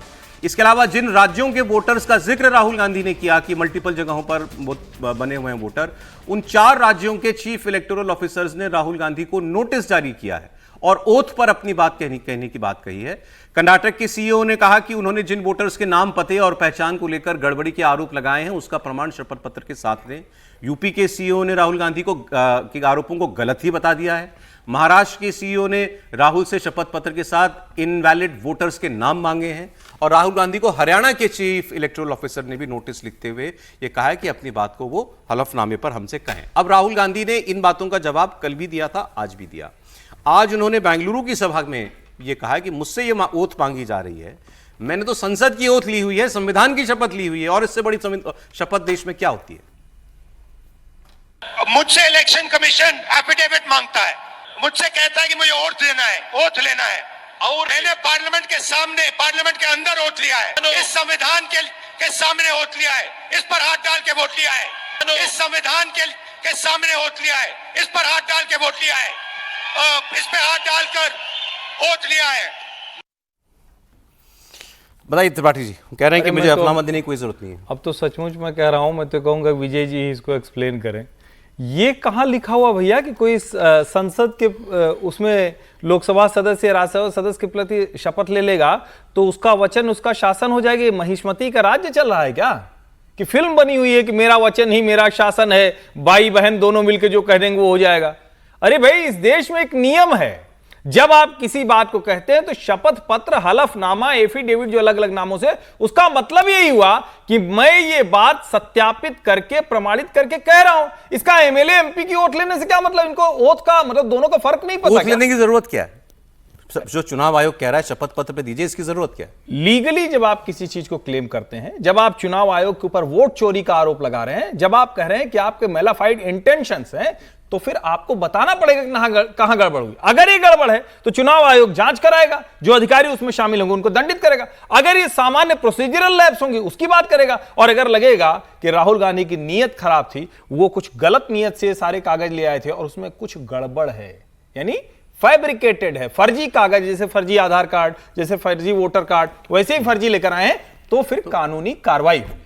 फिर उन्होंने कहा माफी मांगे राहुल गांधी, या तो हमें शपथ पत्र पर दें या माफी मांगे। दूसरा उसी फॉर्म में जो चिट्ठी उनको भेजी ये सब कुछ जो आज जो बोल रहे हैं, देश को ध्यान में रहे, महादेवपुरा के लिए वो बात कर रहे हैं और कर्नाटक में कांग्रेस की सरकार है। ये ध्यान में रहना चाहिए कि वहां बसवराज बोम्मई या येदियुरप्पा मुख्यमंत्री नहीं है, सिद्धारमैया जी मुख्यमंत्री हैं, जहां से वोट चोरी करके भारतीय जनता पार्टी ने सब किनारे कर दिया। कितनी लड़ाई हुई थी उस चुनाव में, कितना टफ इलेक्शन था बीजेपी के लिए, फिर भी राहुल गांधी एफिडेविट तो नहीं देंगे, ये तो उन्होंने कह ही दिया है साफ साफ। चुनाव आयोग कह रहा है माफी मांगे, राहुल गांधी का माफी मांगने का सवाल ही नहीं उठता। तो फिर ये लड़ाई अब यहां से कहां जाएगी? ये यही तू मैं फंसी रह जाएगी या इसका कोई निष्कर्ष भी निकलेगा? ये आगे की बात है। राहुल गांधी ने कल जो वोट चोरी के इल्जाम लगाए उसके ऊपर आपको कई सारी बातें हमने बताई हैं। जिस व्यक्ति के 4 जगह वोट बताए उससे हमने सीधे बात की, उसने बताया मैंने वोट बदलवाया था खुद, क्योंकि मैं दूसरी जगह काम करने चला गया था। एक जगह पर 80 वोटर की जहां तक बात थी तो उस जगह जाकर हमने बात की, मकान मालिक ने बता दिया, बीएलओ ने बता दिया कि ये माइग्रेंट वर्कर्स आते हैं, एक पते पर बनवाते हैं अपना इलेक्शन कार्ड और फिर चले जाते हैं, तो इनका नाम रह जाता है दर्ज। ये जो कल आरोप उन्होंने दिन में लगाए प्रेस कॉन्फ्रेंस में और जो आज उन्होंने बेंगलुरु में लगाए सेम, ये पिक्चर कल रात को भी चली थी राहुल गांधी के घर पर, और वहां पर विपक्ष के बहुत सारे नेता मौजूद थे। कल इंडिया ब्लॉक के सभी नेताओं को वहां बुलाया गया था। वहां कुछ फैसले भी हुए हैं, जैसे कि इलेक्शन कमीशन तक मार्च निकाला जाएगा या इन आरोपों को देश में दूर दूर तक फैलाया जाएगा, लोगों को बताया जाएगा कि ऐसे वोट चोरी की जा रही है देश के अंदर। तो वहां ये देखिए, आप तस्वीरें देखिए, जैसी प्रेजेंटेशन राहुल गांधी ने कल मीडिया को दी थी दिन में, वैसी वो अपने घर पर दे रहे थे ऑपोजिशन के नेताओं को। तो वहां से बाहर निकलने के बाद जो ऑपोजिशन के और लीडर्स बोले वो भी आपको हम सुना देना चाहते हैं। फारूक अब्दुल्ला ने क्या कहा, तेजस्वी यादव ने क्या बोला, क्योंकि अब तो सीधे बिहार की एसआईआर की बात हो गई कि राहुल गांधी ने प्रूव कर दिया कि बिहार जैसी एक्सरसाइज जरूरी है और पूरे देश में होनी चाहिए। कपिल सिब्बल का भी बयान है हमारे पास, सुनाते हैं आपको। और जाहिर से बात पे जिस हिसाब से तानाशाही इस मुल्क में चल रही है, कैसे अपने लोकतंत्र को बचाना है, उसके लिए हम लोग सब लोग तैयार हैं। मैंने वो फिल्म देखी इसमें किस तरह वोट चोरी किए जाते हैं और ये भी सुना कि इनके एक घर में एक कमरे में 80 लोग कहाँ से आएंगे। मेरा अपना इनका था कि हमें स्टेटहुड के लिए बात करनी चाहिए, लड़ना चाहिए। स्टेट को 10 महीने हो गए, जो स्टेटहुड का वादा किया था वो नहीं हुआ आज तक। दूसरा ये है कि बाई इलेक्शन है 2 सीटों का, उसको जल्दी करना चाहिए। तीसरा ये था कि राज्यसभा की 4 सीटें हैं, उनको भरना जरूरी है। तो ये बहुत अहम बातें हैं। हम कहेंगे कि इलेक्शन कमीशन वाकई में एक इंडिपेंडेंट बॉडी है। वो कहते हैं कि आप जाकर वहां अपना एफिडेविट फाइल करो, और ऐसे रूल के अंतर्गत जहां कोई जांच हो ही नहीं सकती, ये अपने आप में मजाक हो गया ना। सवाल ये उठता है कि किया क्या जाए। इलेक्शन कमीशन कोई जांच करेगी नहीं, ठीक है। कोर्ट इस पे नोटिस लेगी नहीं, इस पे नोटिस देगी नहीं। पॉलिटिकल पार्टी से पास के कोई ऐसा साधन नहीं है, क्योंकि इलेक्शन खत्म हो जाता है, रिजल्ट डिक्लेयर हो जाते हैं, उसके बाद पता चलता है कि कितनी बड़ी धांधलीबाजी है ना। और उस 30 दिन तो बीत जाते हैं, तो कभी इसकी जांच नहीं होगी। सो फ्रॉड होता रहेगा, जांच होगी नहीं। और अगर राहुल गांधी ये बात जनता के बीच में लाएं तो कहेंगे कि आप साहब एफिडेविट फाइल करो किसी रूल के अंतर्गत, हम इस पे वैसे जांच नहीं कराएंगे। तो अपने आप के मतलब कि लोकतंत्र का मजाक हो गया। तो मैं समझ रहा हूं कि इलेक्टोरल पार्टीज को इसको गंभीरता से लेना चाहिए और ये कहना चाहिए कि ऐसे ही सत्ता रहेगा तो फिर हम काहे को चुनाव लड़ रहे हैं। ऑपोजिशन के नेताओं की बात आपने सुन ली, सिब्बल साहब ने तो यहाँ तक कह दिया फिर चुनाव भी क्यों कराते हो। फारूक अब्दुल्ला साहब ने कहा, ये जो पिक्चर शब्द मैंने इस्तेमाल किया ना, फिल्म, वो एक्चुअली फारूक अब्दुल्ला का था कि हमने पहले ये फिल्म देखी और तेजस्वी यादव ने फिर इसको जोड़ी दिया अपने राज्य में होने वाले चुनाव आयोग की कार्रवाई से। सर और क्या हुआ कोई डिटेल अंदर की? कपिल सिब्बल साहब जो चुनाव का जिक्र कर रहे थे, वही जिक्र तेजस्वी यादव ने कल बैठक में किया था कि जिस तरीके से बिहार में हो रहा है, राहुल गांधी का प्रेजेंटेशन देखने के बाद उन्होंने कहा था कि बिहार में भी इसी तरीके से 65,66,000 लोगों को हटाया गया है, तो हमें विचार करना चाहिए चुनाव आयोग पर दबाव डालने के लिए हम चुनाव से बहिष्कार कर सकते हैं।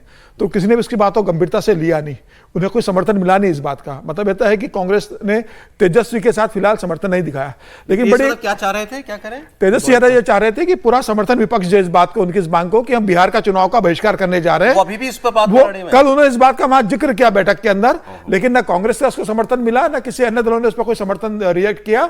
तो वो बात उनकी खाली बात रह गई, इस पर किसी ने समर्थन उनको दिया नहीं। तो यह तय है कि कांग्रेस किसी भी तरीके से बिहार चुनाव का बायकॉट करने नहीं जा रही है। कांग्रेस अपनी तैयारी चुनाव लड़ने की कर रही है और तेजस्वी यादव भी चुनाव आखिरी में लड़ने जा रहे हैं। और कल इस बैठक में बड़ी इंटरेस्टिंग बात हुई कि राहुल गांधी जब प्रेजेंटेशन दे रहे थे पूरा, तो मल्लिकार्जुन खड़गे ने राहुल गांधी की पीठ थपथपाई और कहा कि एक युवा नेता ने हमें इतनी इंफॉर्मेशन, इतनी रिसर्च करके बात निकाल के बताई है जो हम अपने पूरे राजनीतिक जीवन में सोच नहीं सकते, लेकिन चुनाव कितनी चोरी कर सकता है। तो राहुल गांधी ने भी कहा कि भाई मैंने इतने कम उम्र में इस चीज को एक्सपोज किया, आप लोग इसे आगे लेकर जाइए, ये लड़ाई मैंने शुरू की है, बाकी दल अपने अपने राज्यों में इसको लड़ाई लेकर जाइए। मैंने इतनी कम उम्र में ये एक्सपोज किया है और अब राजनीतिक दल अपने अपने राज्य में इसको आगे लड़ाई को लेकर जाए।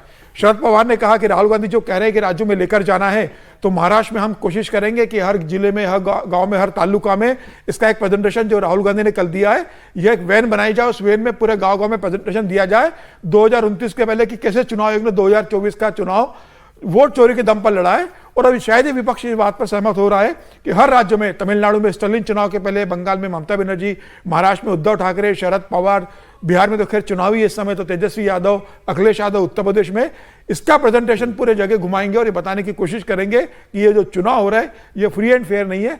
मुझे लग रहा है ये एक बहुत बड़ी सारा ऑपोजिशन इस बात पर एकजुट है इस वक्त। बिल्कुल, यही देश का सबसे बड़ा मुद्दा बनना बिल्कुल चाहिए। सबको इसको मुद्दा बना रहा है और उसी मुद्दे को लेकर मुझे लग रहा है ये अगर 2029 तक के चुनाव को लेकर जाने वाले हैं, आने वाले समय में विपक्ष का सबसे बड़ा मुद्दा ये बनने जा रहा है। तो कहां तमिलनाडु से किस तरफ शुरू करेंगे?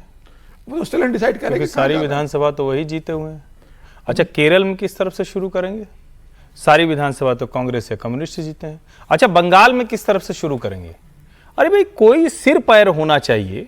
कोई भी गैर समझदारी इतनी अगर हो जाए और उस पर कोई इतनी बहस चल रही है, मैं फिर कह रहा हूं, अराजकता कर सकते हैं राहुल गांधी, वो लगातार कर रहे हैं, लगातार असफल होते रहे हैं, लगातार अफवाह फैलाते रहे हैं, लेकिन ये जो बता रहे हैं क्या किसी राज्य में जाके होगा? जब ये अखिलेश यादव कहेंगे तो क्या कहेंगे? कहेंगे नहीं नहीं वो गलती से हम अयोध्या हरा दिए तो मोदी जी छोड़ दिए। क्या बताएंगे? 37 सांसद हैं, 64 से 6 सांसद। बीजेपी 64 से कितने पे आ गई थी? 33 पे। 33 पे 6 सांसद कांग्रेस भी जीत गई है। तो कहां है, मतलब देश को बड़े अच्छे से पता है कि ये जो प्रोसीजरल लैप्सेज है, प्रोसीजरल जो लूप होल्स हैं, उसका इस्तेमाल एक शानदार पावर पॉइंट प्रेजेंटेशन के लिए किया जा रहा है। आप लोगों को क्या लगता है कि बाकी ऑपोजिशन राहुल गांधी के इस एजेंडे के कितना साथ है? नहीं, एजेंडे के साथ नहीं है, लेकिन अगर अफवाह उड़ रही है, माहौल अराजकता वाला है, तो विपक्ष तो चाहेगा नहीं कि बना रहे, क्योंकि उसको भी तो लगता है थोड़ा दबाव बना रहे तो हमारी बात होती रहेगी। इसमें कोई मतलब वो साथ नहीं है, वो चाहेगा कि अफवाह बना रहे, थोड़ा माहौल बना रहे, तो ममता जी, स्टालिन जी, इन लोगों को थोड़ा बोलने में आनंद आएगा ना। वरना तो सबको पता है कि क्या है, क्या पश्चिम बंगाल और तमिलनाडु में उनको अनुमान नहीं कि क्या हो रहा है। बताइए सर। मुझे लगता है कि इसको ये समझना कि पूरा का पूरा इलेक्शन ही खराब हो गया, ऐसा नहीं है ना। कुछ जगह गड़बड़ होगी और उसको प्रोसीजरल जो गड़बड़ियां हैं उसके तौर पर देखना चाहिए। और मैं समझता हूँ इलेक्शन कमीशन को एक काम करना चाहिए था कि इलेक्शन कमीशन को राहुल गांधी जी को कहना चाहिए कि भाई आपने बहुत हमारी मदद की है, आप ये सब हमें दीजिए, हम इसको ठीक करेंगे। इसको अपने ऊपर आरोप की तरह क्यों ले? इलेक्शन कमीशन का काम क्या है मुझे बताइए? इलेक्शन कमीशन का काम है कि ठीक से चुनाव हो, तो राहुल गांधी जो बता रहे हैं उसको ठीक कर लीजिए। इसको पर्सनल आरोप की जैसे लेने की बजाय ये करना चाहिए। वो तो जो कपिल सिब्बल ने बोला ना कि उनका भी निचोड़ ये था कि इस एंड में कुछ निकलेगा नहीं क्योंकि जांच होगी नहीं। हाँ, नहीं मैं कह रहा हूं कि ऐसा करके वो इलेक्शन कमीशन बेहतर काम कर सकता था। बाकी ऑपोजिशन जो है वो राहुल गांधी की इस एजेंडे से बिल्कुल सहमत होगा? नहीं, सहमत नहीं है तो फिसल गए तो हर हर गंगे है ना। इसमें क्या नुकसान क्या हो रहा है उनका? वो चला लेंगे कहीं ना कहीं थोड़ा बहुत। अब वो जनता कितना उसको लेती है, कितना प्रोजेक्ट। अखिलेश यादव कैसे कहेंगे कि इलेक्शन कमीशन चोरी करता है? अभी तो लोकसभा चुनाव जीते वो। नहीं तो वो जिन सीटों पर नहीं जीते वहां पर तो कह सकते हैं। चुनाव हार गए ना, 6 उपचुनाव हार गए। पॉलिटिकल पार्टीज को आप अलग तरीके से देखते हैं, वो अलग तरीके से देखते हैं। अयोध्या जीत गए, हम तो 70 जीतते नहीं, वो तो ये कहेंगे बताइए वाराणसी में मिल्कीपुर इसलिए हारा हूं। आप सोचिए वो एजेंडा क्या चल सकता है कि वाराणसी में 4 राउंड तक तो अजय राय आगे चल रहे थे, फिर पीछे क्यों गए? पीछे क्यों हो गए? क्यों? और अभी कल किसी मित्र ने मुझे कहा कि भाई आप ये रोज रोज कह रहे हो कि 240 पर आ गए, यदि वो ये गड़बड़ी नहीं करते तो 40 पर ही आ जाते। नहीं, अखिलेश यादव कहेंगे पॉलिटिकल नैरेटिव बनाने में सर, अखिलेश यादव कहेंगे अयोध्या तो हम जीते, मिल्कीपुर कैसे हार गए? अयोध्या जीत सकते तो मिल्कीपुर भी जीत जाते। उनका पॉलिटिकल एजेंडा। देखिए, लोकतंत्र सही कह रहे हैं वो, गांधी परिवार के चरणों में लोकतंत्र समर्पित हो जाए, उनके अलावा कोई जीतेगा तो उस पर सवाल खड़ा होगा, बस इसके अलावा और कुछ नहीं। राहुल गांधी ने चुनाव आयोग के खिलाफ मोर्चा खोल रखा है, तो Tejashwi Yadav 2 voter I card के मामले में फंसते जा रहे हैं। चुनाव आयोग ने पहले उनको चिट्ठी भेजी, कहा डिटेल दीजिए, उन्होंने नहीं दी। फिर उन्होंने अब उनको अल्टीमेटम दे दिया है। चुनाव आयोग ने कहा है कि तेजस्वी यादव आज ही अपनी दूसरी वोटर आईडी की डिटेल्स जमा करा दें। इससे पहले भी तेजस्वी यादव को आयोग ने नोटिस दिया था, लेकिन उसका जवाब नहीं आया था। अब आयोग ने दूसरा नोटिस भेजकर तेजस्वी से उस एपिक कार्ड पर जवाब मांगा है जिसे उन्होंने 1 अगस्त की प्रेस कॉन्फ्रेंस में दिखाया था। उस कार्ड के जरिए तेजस्वी यह दावा कर रहे थे कि उनका नाम वोटर लिस्ट में है ही नहीं। इसके बाद चुनाव आयोग ने साफ किया था कि जो नंबर तेजस्वी दिखाते हैं वो कार्ड कभी आयोग की तरफ से जारी ही नहीं हुआ, और ये उनका असली वोटर आई कार्ड है जिस पर उन्होंने पहले वोट भी डाला है, और ये इस जगह पर अंकित है वोटर लिस्ट के अंदर। तो बिहार की तो खबर ये है। तो अब क्या तेजस्वी यादव उत्तर दे पाएंगे इसका? और राहुल गांधी जो बता रहे हैं उसकी ठीक उल्टा जो है वो मामला नहीं है तेजस्वी यादव का? देखिए, तेजस्वी यादव को जवाब देना होता तो वो उसी समय देते जब तेजस्वी यादव ने पत्रकार वार्ता ली। उसके 10 मिनट के अंदर चुनाव आयोग ने जानकारी साझा करके बता दिया था कि जो एपिक नंबर बता रहे तेजस्वी यादव वो रिकॉर्ड में है ही नहीं। उसके बाद लगातार चुनाव आयोग तेजस्वी यादव से बोल रहा है कि आप वो एपिक नंबर सबमिट कीजिए, हमें जांच करना है। आ गया तेजस्वी यादव का, सॉरी आप कंटिन्यू कीजिएगा। चुनाव आयोग के इसी अल्टीमेटम पर तेजस्वी यादव का पलटवार। तेजस्वी यादव ने पूछा है कि अगर 2 एपिक नंबर जारी हुए तो गलती किसकी है, मेरी है या चुनाव आयोग की है? उन्होंने कहा कि वोट तो एक ही जगह पर वो डाल रहे हैं, तो 2 कार्ड अगर मेरे बने हैं तो ये जिम्मेदारी तो चुनाव आयोग की है, उसको बताना चाहिए कि मेरे पास 2 कार्ड कैसे हैं। चुनाव आयोग दिया, चुनाव आयोग से हमको कोई नोटिस नहीं आया है, हमको पटना जिला से निबंधन से आया है और उसका अच्छा जवाब जो है हम दे रहे हैं। बात ये है कि अगर 2 एपिक नंबर जारी किया तो गलती किसकी है? मतलब गलती खुद करे और एक्सप्लेनेशन हमसे मांगे, ये आज तक हुआ है क्या ऐसा? खुद गलती कीजिए और एक्सप्लेनेशन भी हमसे मांगिए। हम तो भाई एक ही जगह ना हमेशा से वोट देते रहे हैं, तो इसका जवाब जो दिया जाएगा उसका कोई जवाब इनके पास होगा नहीं। जी बताइए, गलती किसकी करें? मतलब गलती आप करें और जवाब हम दें। अच्छा, तो तेजस्वी जी जिस पर वोट देते थे तो कार्ड कौन सा दिखाया था? चुनाव आयोग ने बनाया ना, कार्ड कौन सा दिखाया था उन्होंने? चुनाव आयोग तो कह रहा है कि जिसपे आपने पहले वोट किया था वो वाला ये एपिक नंबर है। इसका मतलब कि गड़बड़ तो कुछ हुई। और क्या चुनाव आयोग अपने से बनाता है क्या वोटर आईडी कार्ड? कोई तो उसको जानकारी देता है। अगर आप ये कह रहे हैं चुनाव आयोग की जिम्मेदारी है, उसकी जिम्मेदारी ये है कि डबल कैसे है उसको ठीक करना है, जिसके लिए स्पेशल इंटेंसिव रिवीजन हो रहा है तो आप सब लोग तमाशा कर रहे हैं।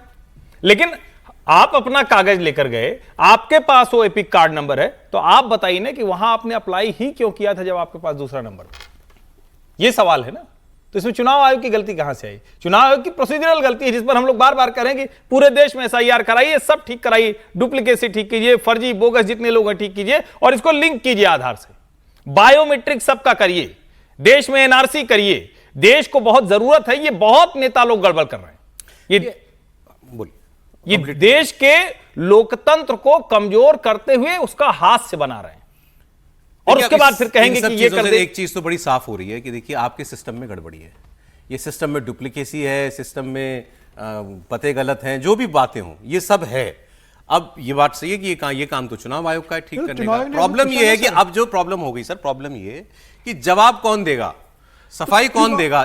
जब आप राहुल गांधी हो या तेजस्वी यादव हो, आप इसमें क्रिमिनलिटी ढूंढते हैं सर, ये अपराध किया जा रहा है, तो फिर सामने वाला कहता है कि अपराध करें तो पहले तुम जवाब दो हमको। सर, चुनाव आयोग ने जिस दिन पत्रकार वार्ता ली थी तेजस्वी यादव ने अपना जो बताया था नंबर RAB 2916120 एपिक नंबर, कि ये मेरा एपिक नंबर नहीं है। चुनाव आयोग के पटना के DM ने बताया कि तेजस्वी यादव का एपिक नंबर है RAB 045622228, और जो चुनाव आयोग के अंदर तेजस्वी यादव बता रहे हैं वो अमान्य है, भ्रामक है और गलत है। तेजस्वी यादव उसे चुनाव आयोग को आगे सबमिट करे। कहां से बन गया लेकिन वो? तो चुनाव आयोग के नाम सबमिट कीजिए ना, हम जांच कराएंगे आपके पास कहां से आया है, कहां से फर्जी बना है। जब सबमिट करोगे तभी तो मालूम पड़ेगा ना आपका। अब जाओ ना चुनाव आयोग के पास, जब DM आपसे कह रहा है कि भाई आप लेकर आइए कि आपका एपिक नंबर कहां से आया है, चुनाव आयोग उसकी जांच करवाएगा कि ये कहां से आपका बना है। अब जाके सबमिट कीजिए उस मामले को। और जो चुनाव आयोग ने आपका एपिक नंबर बताया है सार्वजनिक रूप से, उस पर आप 2020 का चुनाव लड़ते हो, उसी एपिक नंबर पर आप 2015 का चुनाव लड़ते हो। 10 साल से आप उस एपिक नंबर का इस्तेमाल कर रहे हो, और पत्रकार वार्ता में आप तीसरा कार्ड लेकर आते हो। चुनाव आयोग कह रहा है कि 15 साल से ये आपका नहीं है, ये आपके पास आया कहां से? पहले तू शुरू हो गया। नहीं, इसमें बहस ही नहीं होनी चाहिए।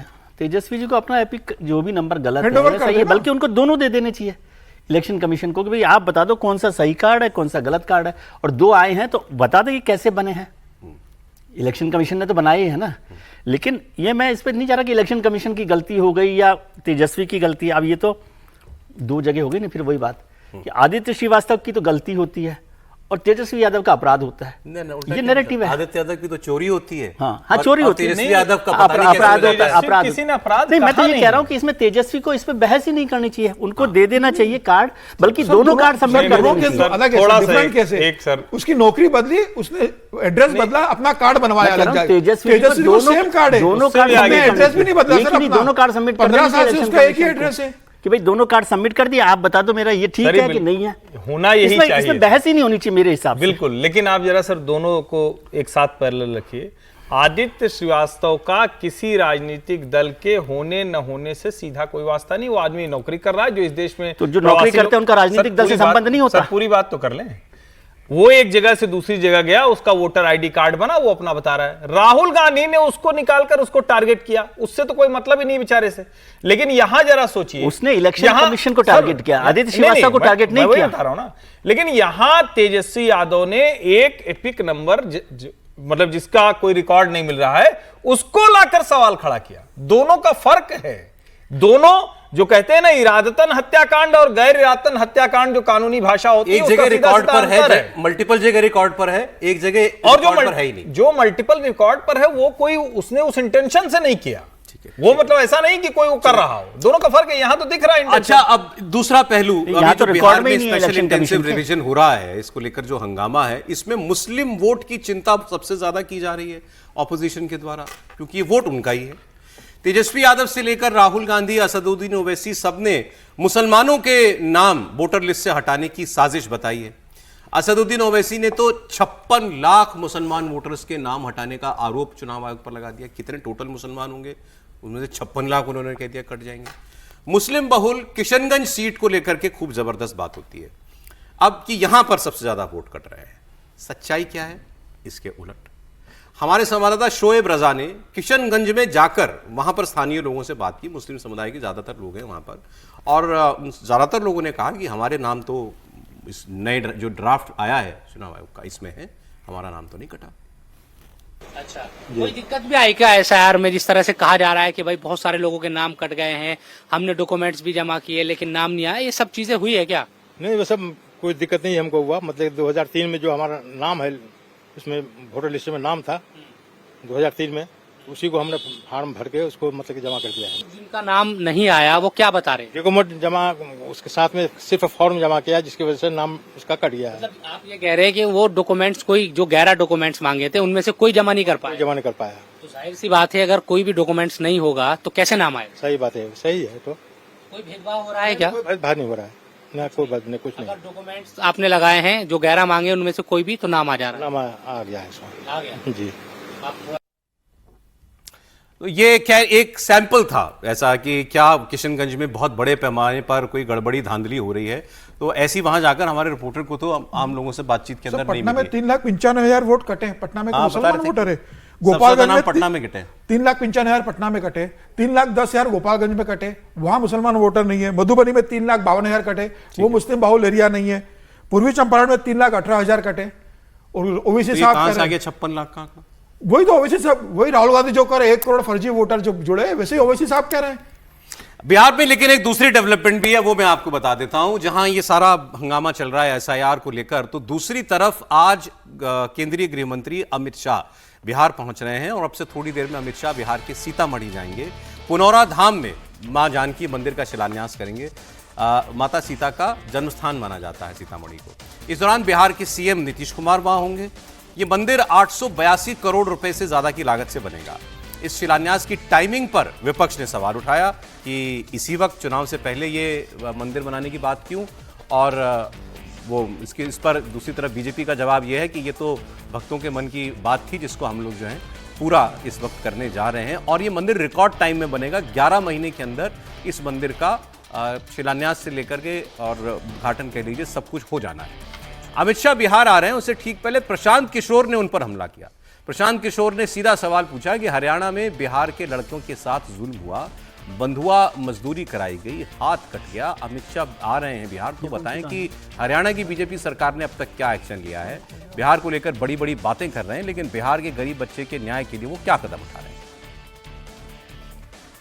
तो मेरा पहला सवाल अमित शाह जी से है कि आप आ रहे हैं बिहार में, बिहार के लोगों को बड़ी बड़ी बात कहोगे।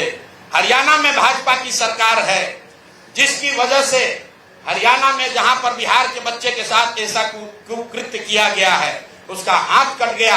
आज वसी पुनौरा धाम से सीता माता की उस धरती से जरा बताइए कि जिस परिवार ने बिहार के बच्चे को 2 महीना तक बंधुआ मजदूर बनाया, उसका हाथ कट गया है।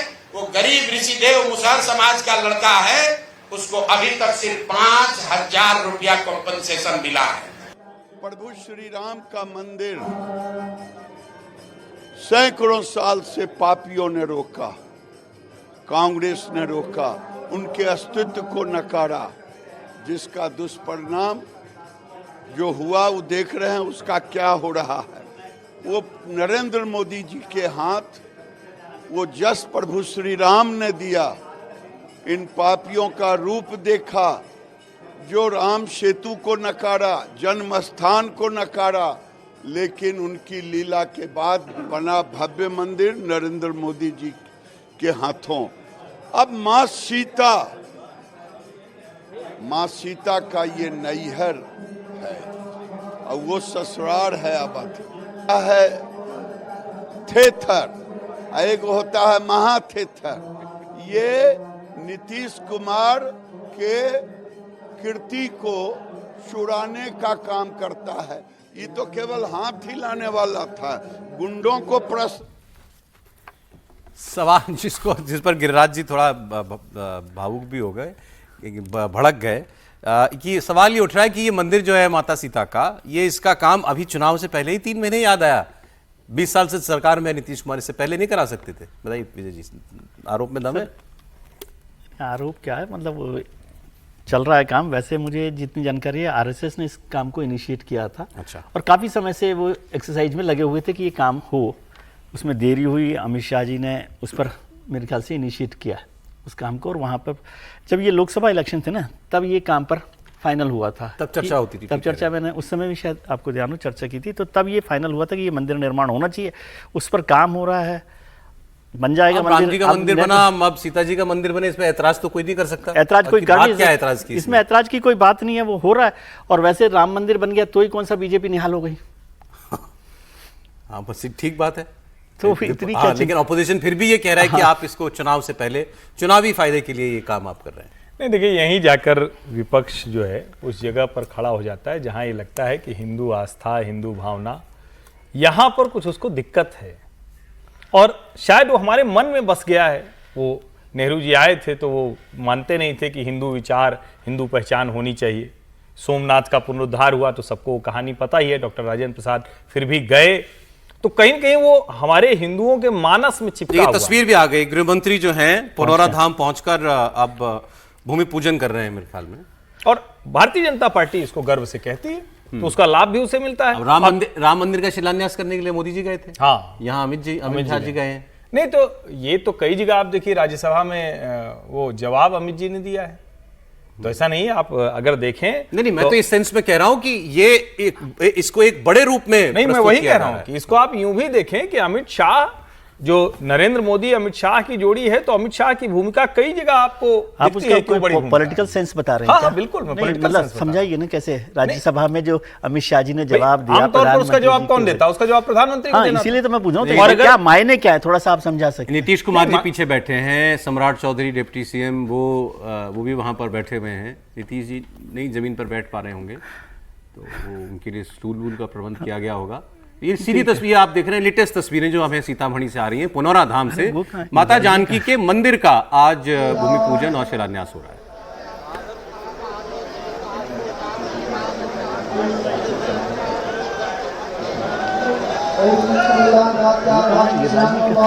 मैंने आपको बताया कि इस मंदिर को 11 महीने के अंदर पूरा भी कर देना है, ऐसा लक्ष्य जो है वहां दिया गया है।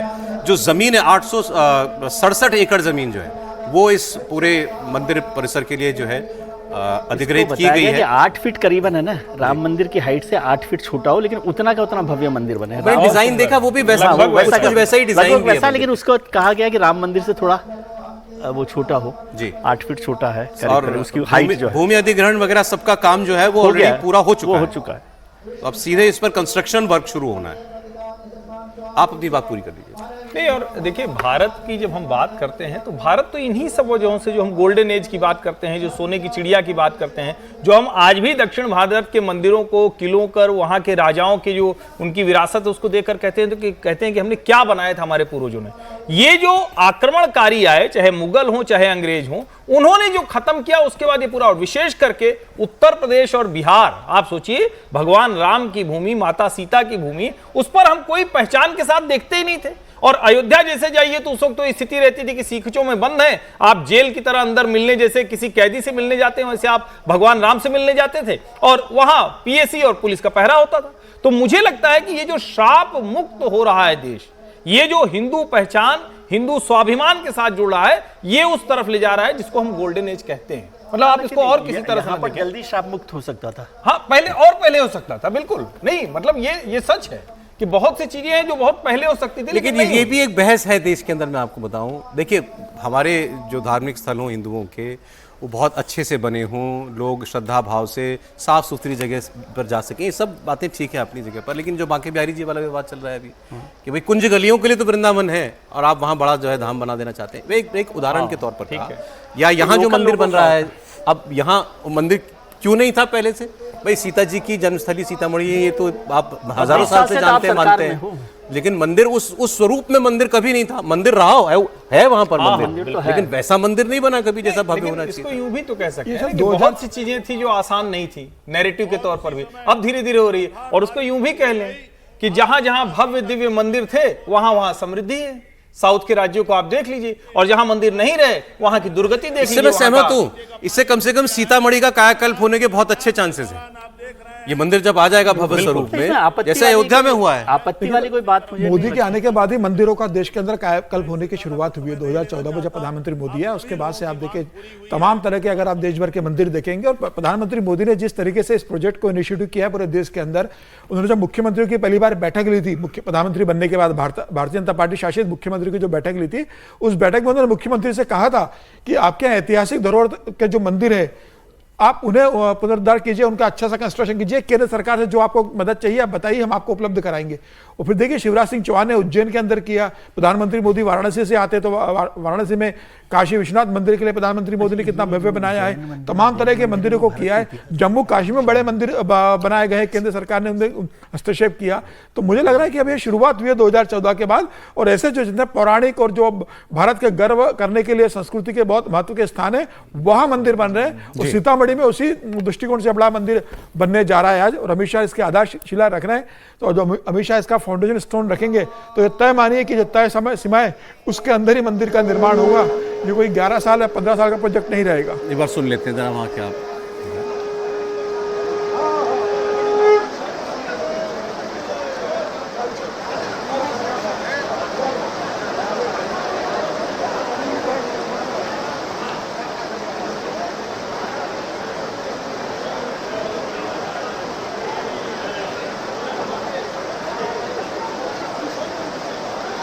ये आप पुरोना धाम से देख रहे हैं लाइव तस्वीरें। माता सीता के मंदिर की, एक भव्य मंदिर की आधारशिला वहाँ रखी जा रही है, भूमि पूजन हो रहा है उसका, जिसमें गृहमंत्री अमित शाह पहुँचे हुए हैं, मुख्यमंत्री और कई और कैबिनेट के साथी उनके वो भी वहाँ पर हैं। और इस वक्त वहाँ पूरा विधि विधान से पूजा की जा रही है। तो चर्चा यहाँ होती, इस पर ऑपोजिशन ने ये सवाल उठाया कुछ लोगों ने कि भाई आपने इसकी टाइमिंग पर सवाल उठाया है। मंदिर के बनने पर तो कोई एतराज़ कर नहीं सकता कि आपने चुनाव से पहले इतना नज़दीक ये निर्णय लिया, पहले भी कर सकते थे इस काम को, इसका आप चुनावी फ़ायदा उठाना चाहते हैं। बीजेपी और जेडीयू, ये आरोप उन पर लगाया जा रहा है। लेकिन मंदिर निर्माण पर आपत्ति नहीं है, कौन करेगा, मतलब क्यों करेगा? बहुत सारे चल ही रहा है मंदिर निर्माण। मतलब ये कोई वैसा विवादित मामला भी नहीं था जो अयोध्या में चल रहा था, यहाँ तो कोई विवाद ही नहीं। लेकिन इससे क्यों डर लगता है कि कोई मंदिर निर्माण हो रहा है तो उससे भाजपा को लाभ हो? इसका मतलब कहीं न कहीं उनके मन में चोर है ना। और ये तो हर कोई जानता है कि राजनीति के समय कई ऐसे निर्णय होते हैं जिसमें राजनीतिक लाभ हो जाए, ये कोई बहुत छिपी हुई बात नहीं। लेकिन जब आप मंदिर के बनने के समय पर सवाल खड़ा करते हैं, कहते हैं कि भारतीय जनता पार्टी को इससे लाभ हो जाए, इसका मतलब आप मान रहे हैं कि हिंदुओं का, हिंदू भावनाओं का, हिंदू आस्था का या उससे जुड़े मंदिर जो हैं उन सब का काम सिर्फ भाजपा के मत्थे डाल दो और कोई नहीं करेगा। तो फिर जाहिर है कि उसका जो भी लाभ होगा, जो भी हानि होगी, वो उस लिहाज से पार्टी को मिलेगा। मेरे ख्याल से वो जो भूमि में थोड़ा गड्ढा किया जाता है उसमें कलश रखा जाता है। 31 नदियों का पानी मंगाया गया है, भूमि पूजन जो होता है ये इंपॉर्टेंट है। 31 नदियों का जल मंगाया गया है।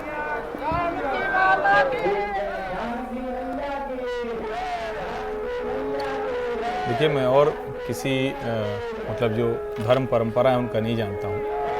हिंदू धर्म परंपरा में किसी भी मकान को बनाना है तो हर तरह की धातु, जब आप नागवास की कहते हैं, जितनी धातु होती है वो सब डालते हैं। दुनिया में सिर्फ खनिज निकालने की परंपरा है, सिर्फ हिंदू परंपरा में है कि आप उसको जमीन में देते भी हैं, आप उसको डालते भी हैं। वहां खनिज, जितने भी मकान बनेंगे उनकी नींव पूजन होते वक्त वो डाला ही डाला जाएगा। अभी और किसी धर्म में है मुझे तो जानकारी नहीं।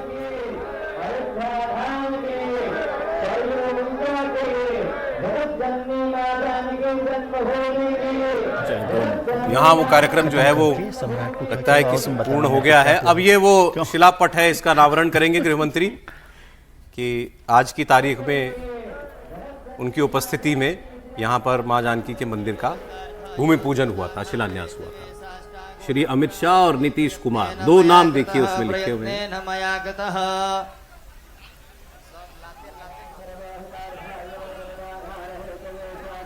यहाँ कोई उस समय का उस वैसा कार्यक्रम की कोई भाषण वगैरह हो, ये तो अब नहीं कह सकते। बाद में भी ट्रेन का हरी झंडी दिखाएंगे, उसके बाद भाषण है अमित शाह जी की, पब्लिक रैली है 4 बजे।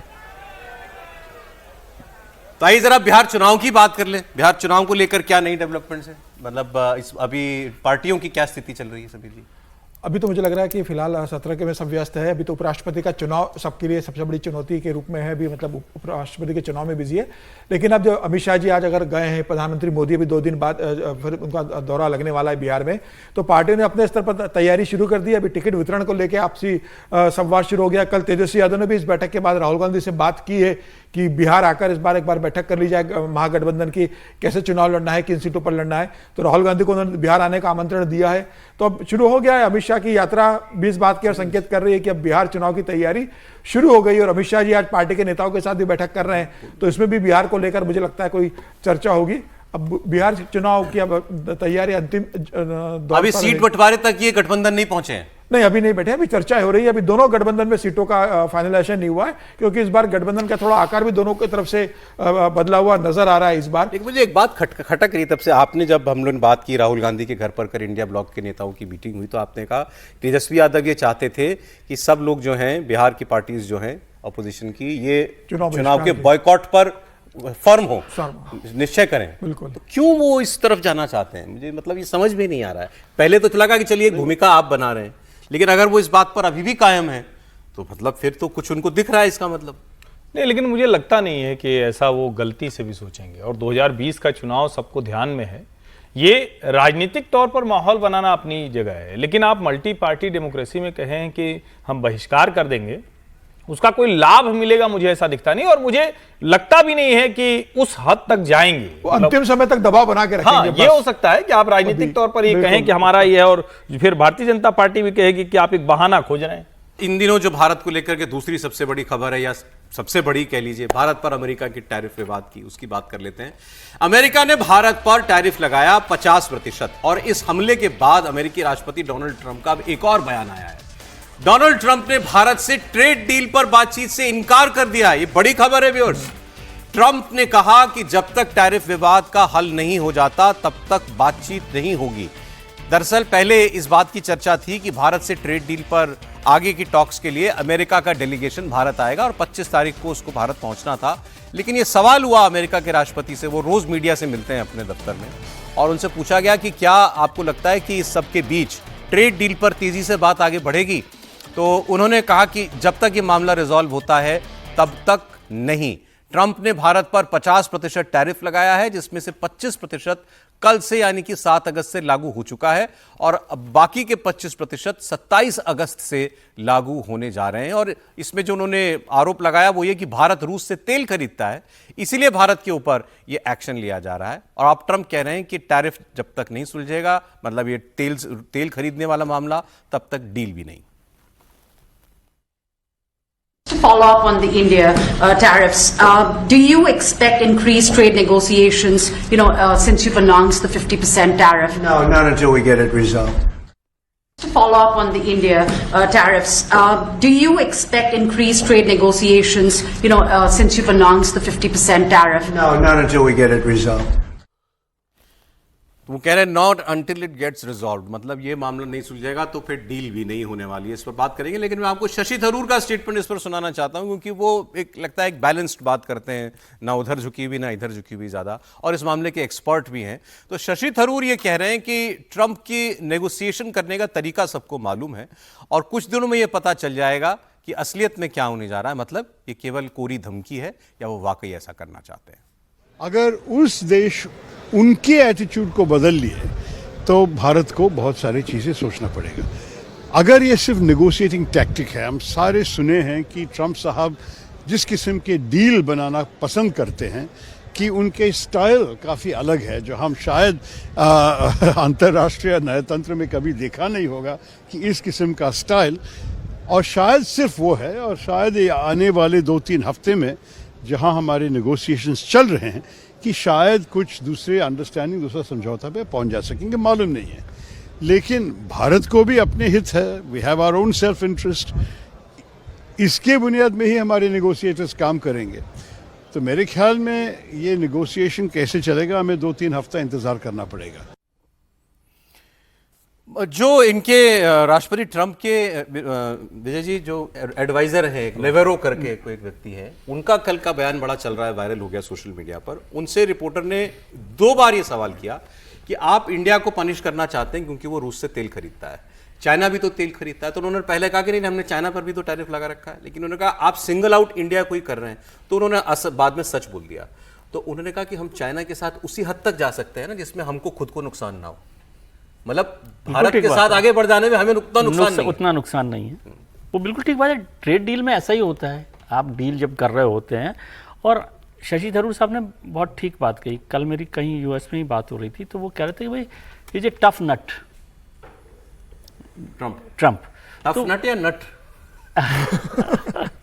तो उस वजह से वो डील को एक ऐसे जगह तक पुश करके ले जाना चाहते हैं ताकि उनके हिसाब से कुछ फायदा हो जाए।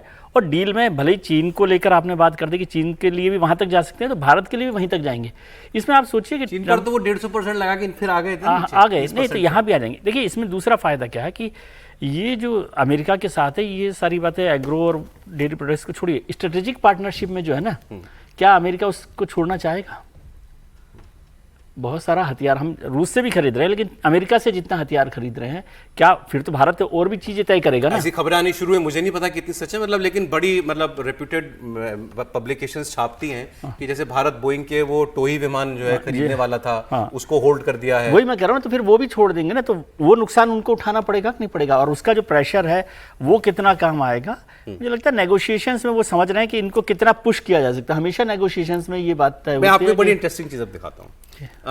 कल से विपक्ष जो है, खासकर कांग्रेस, ये बता रही है कि नरेंद्र मोदी एक बहुत कमजोर प्रधानमंत्री हैं, जो ट्रंप को जवाब नहीं दे पा रहे हैं, जो ट्रंप के सामने खड़े नहीं हो पा रहे हैं। ये इंडियन ऑपोजिशन का वर्जन है इन सारे इवेंट्स का।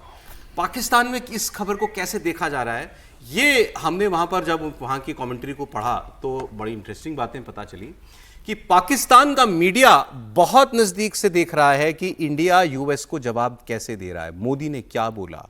मोदी ने कल कहा प्राइम मिनिस्टर ने कि मुझे पता है बहुत बड़ा व्यक्तिगत नुकसान होगा, लेकिन मैं अपने देश के किसानों के ऊपर, पशुपालकों के ऊपर आंच नहीं आने दूंगा। तो पाकिस्तान का मीडिया नरेंद्र मोदी की तारीफ कर रहा है। और मत भूलिए कि अभी 3 महीना पहले आपने उससे जंग लड़ी है। उसके बाद वो ये कह रहा है कि देखो खुददार सरकार ऐसी होती है, जहां का नेता कहे कि नुकसान होगा कोई बात नहीं, लेकिन हम अपने इंटरेस्ट जो हैं उनसे हम समझौता नहीं करेंगे। वो कह रहे हैं कि हमारी लीडरशिप को नरेंद्र मोदी से सीखना चाहिए। वो हमारा दुश्मन है, लेकिन दुश्मन से भी अगर कोई अच्छी बात सीखने को मिले तो जरूर सीखनी चाहिए। दोस्तों, आखिरकार नरेंद्र मोदी ट्रंप के आगे खड़े हो गए हैं और उन्होंने ये कहा है कि हम हर कीमत पे, at every cost, we are going to protect our farmers. कभी भी समझौता नहीं करेगा, दैट इज क्लियर। लें जी, उन्होंने फैसला कर लिया। वो कहते हैं जी मुझे कीमत चुकानी पड़ेगी और मुझे पता है इस चीज का। सो ट्रंप को मोदी साहब ने पहली दफा सीधा सीधा जवाब दे दिया। ठीक है जी, उन्होंने ये कह दिया कि भाई साहब ये ऐसा लोग हैं, ये ऐसे ग्रुप हैं कि मैं कॉम्प्रोमाइज नहीं करूंगा और मैं कीमत अदा करूंगा। तो मोदी नहीं छोड़ेगा इनको, मोदी टफ टाइम देगा, मोदी टफ टाइम देगा इनको, और मोदी सॉफ्ट नहीं जाएगा। मैंने आपको बताया है कि ये बहुत बड़ा, ये तो हमारे डेवलपिंग वर्ल्ड के लिए, ये साउथ एशिया के लिए ये मेडल है जो ट्रंप पहना रहा है मोदी को। ये तमगा पहना रहा है, तमगा। नरेंद्र मोदी पहले ही नेशनलिस्ट है, उसकी पार्टी पहले ही नेशनलिस्ट है। वो तो पहले ही ढूंढ रहे हैं एंटी नेशनलिस्ट को इंडिया के अंदर। इंडियन नेशनलिज्म, ये इंडियन नेशनलिज्म सामने आई है।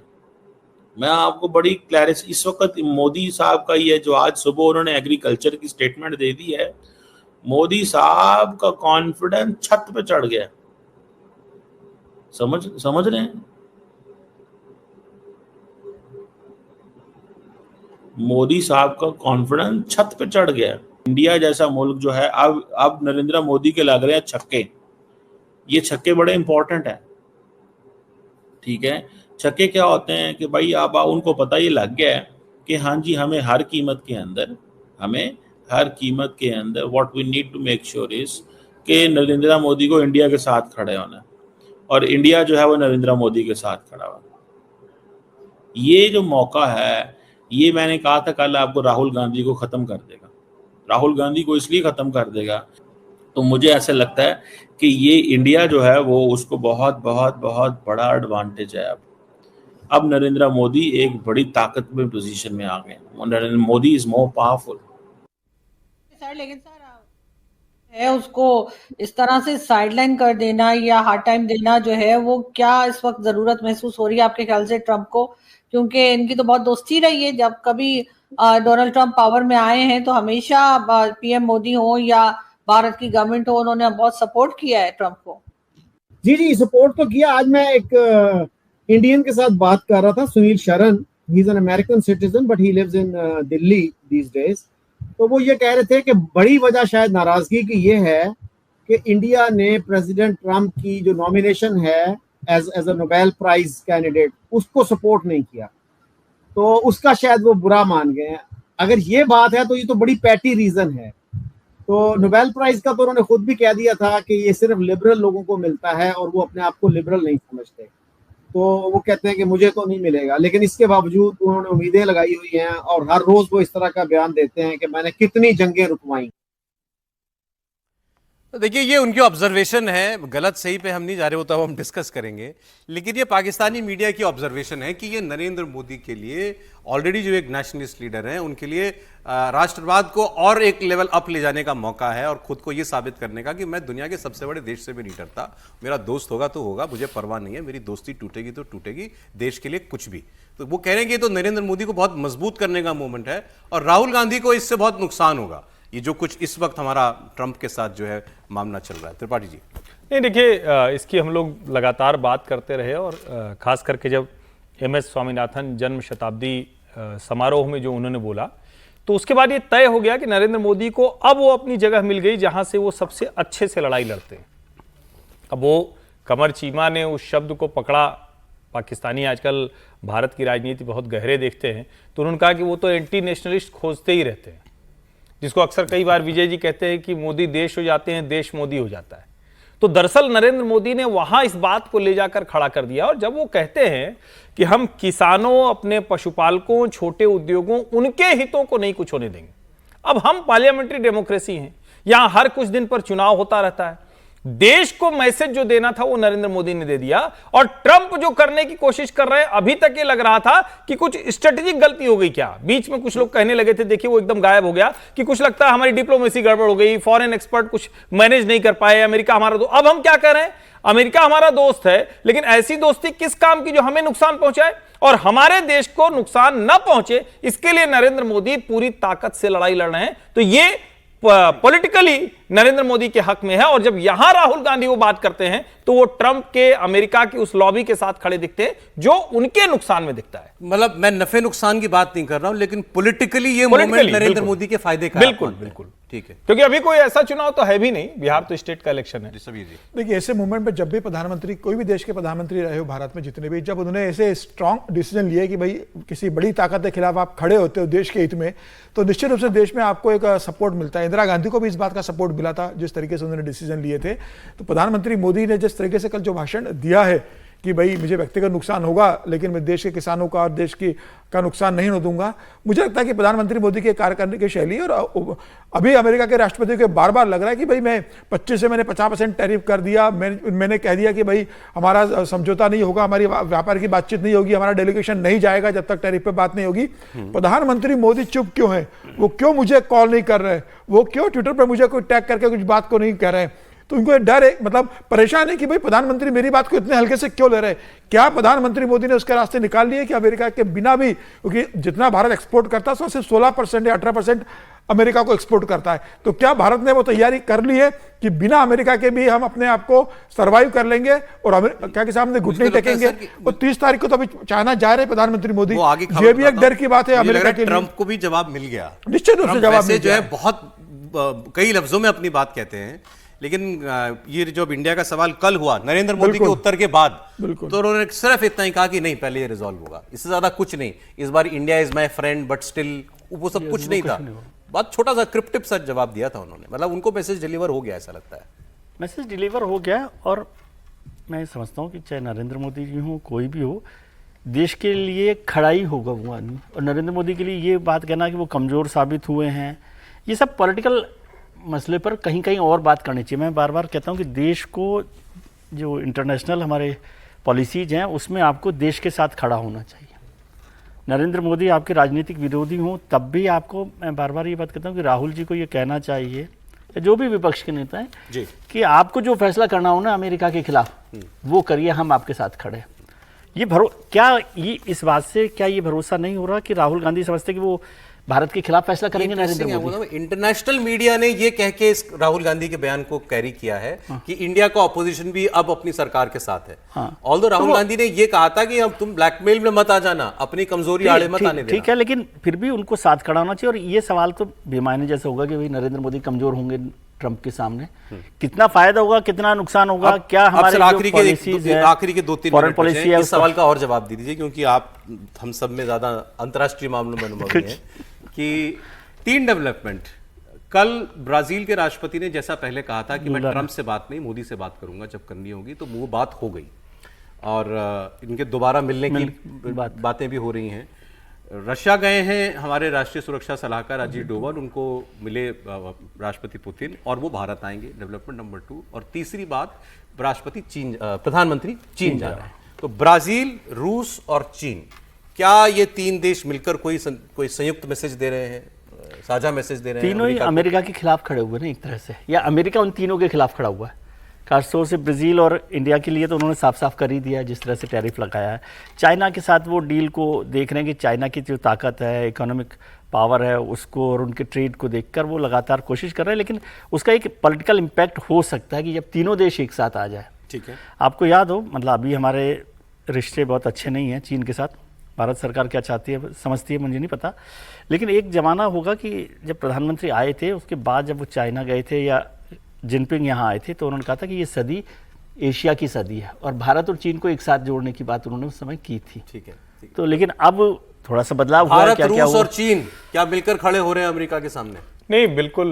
भारत, रूस और ब्राजील, चारों देश, ये जो नया जिसको कहें कि कोण बन रहा है।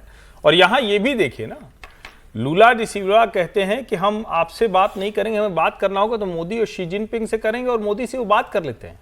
उसमें जो बातचीत होती है, बाकायदा जो ट्रेड, हमारा जो टारगेट है 2030 तक $20 बिलियन का हम टारगेट बताते हैं। हम कहते हैं कि हम टेक्नोलॉजी में, डिजिटल में, डिफेंस में, दूसरे सारे ट्रेड, उन सब में हम एक दूसरे के साथ काम करेंगे। रशिया कह रहा है कि कोई और दूसरा देश भारत को नहीं तय कर सकता डिक्टेट, और तो और चीन कह रहा है कि भारत की संप्रभुता को कोई चुनौती नहीं दे सकता है। ये सूरज पश्चिम से उगाया है। और मुझे लगता है कि यही समझ में आता है जब हम कई बार कहते हैं ना कि कोई राजनीति में भारत में कहते हैं कि फलाना नेता चला गया विधानसभा में, यहां जीता था वहां चला गया, हम लोग उसी पर आश्चर्यचकित है। यहां पूरा का पूरा देश बदल जा रहा है भाई। और इसको यूं भी समझें कि जिस मल्टीपोलर वर्ल्ड की बात 2015 के यूएन के पहली बार प्रधानमंत्री नरेंद्र मोदी ने की थी, उसके बाद से लगातार आप देखिए यही मल्टीपोलर वर्ल्ड है, किस तरह से दुनिया बदल रही है। और अच्छी बात ये, हम ग्रिप में हैं, हम कमांड में हैं, हम जो करना चाहते हैं वो करके दिखा रहे हैं। चीन को है ना इतना बहुत फ्रेंडली तरीके से नहीं, अभी 2 कारण है, एक तो अमेरिका उनके खिलाफ खड़ा हुआ है, और दूसरा एससीओ समिट है। ये बात ये ब्रिक्स खड़ा हुआ। मैंने कल भी इसको समझाया था कि हम इसको, ये तो हमारी ये कभी हो ही नहीं सकती कि हम चीन को समय इतनी इजाजत दे रहा है। लेकिन जो आप बात कह रहे थे, ट्रंप को पहला लाल झंडा जो दिखाई दिया था, बिल्कुल वो ब्रिक्स ने दिखाया। सारे ब्रिक्स में, और सब ब्रिक्स दक्षिण अफ्रीका ने भी बोल दिया है कि हम भारत के साथ हैं, तो पूरा ब्रिक्स इकट्ठा होकर अमेरिका को चुनौती दे रहा है। अब ट्रंप साहब की भी कुछ बोलती बंद हो गया नहीं, देखना होगा। बहुत शुक्रिया समीर जी, विजय जी, हर्षवर्धन जी। कल मिलते हैं फिर आपसे दोबारा। यूपी में कहां बस पर पेड़ गिरने से गई 5 लोगों की जान, इसकी डिटेल एक ब्रेक के बाद।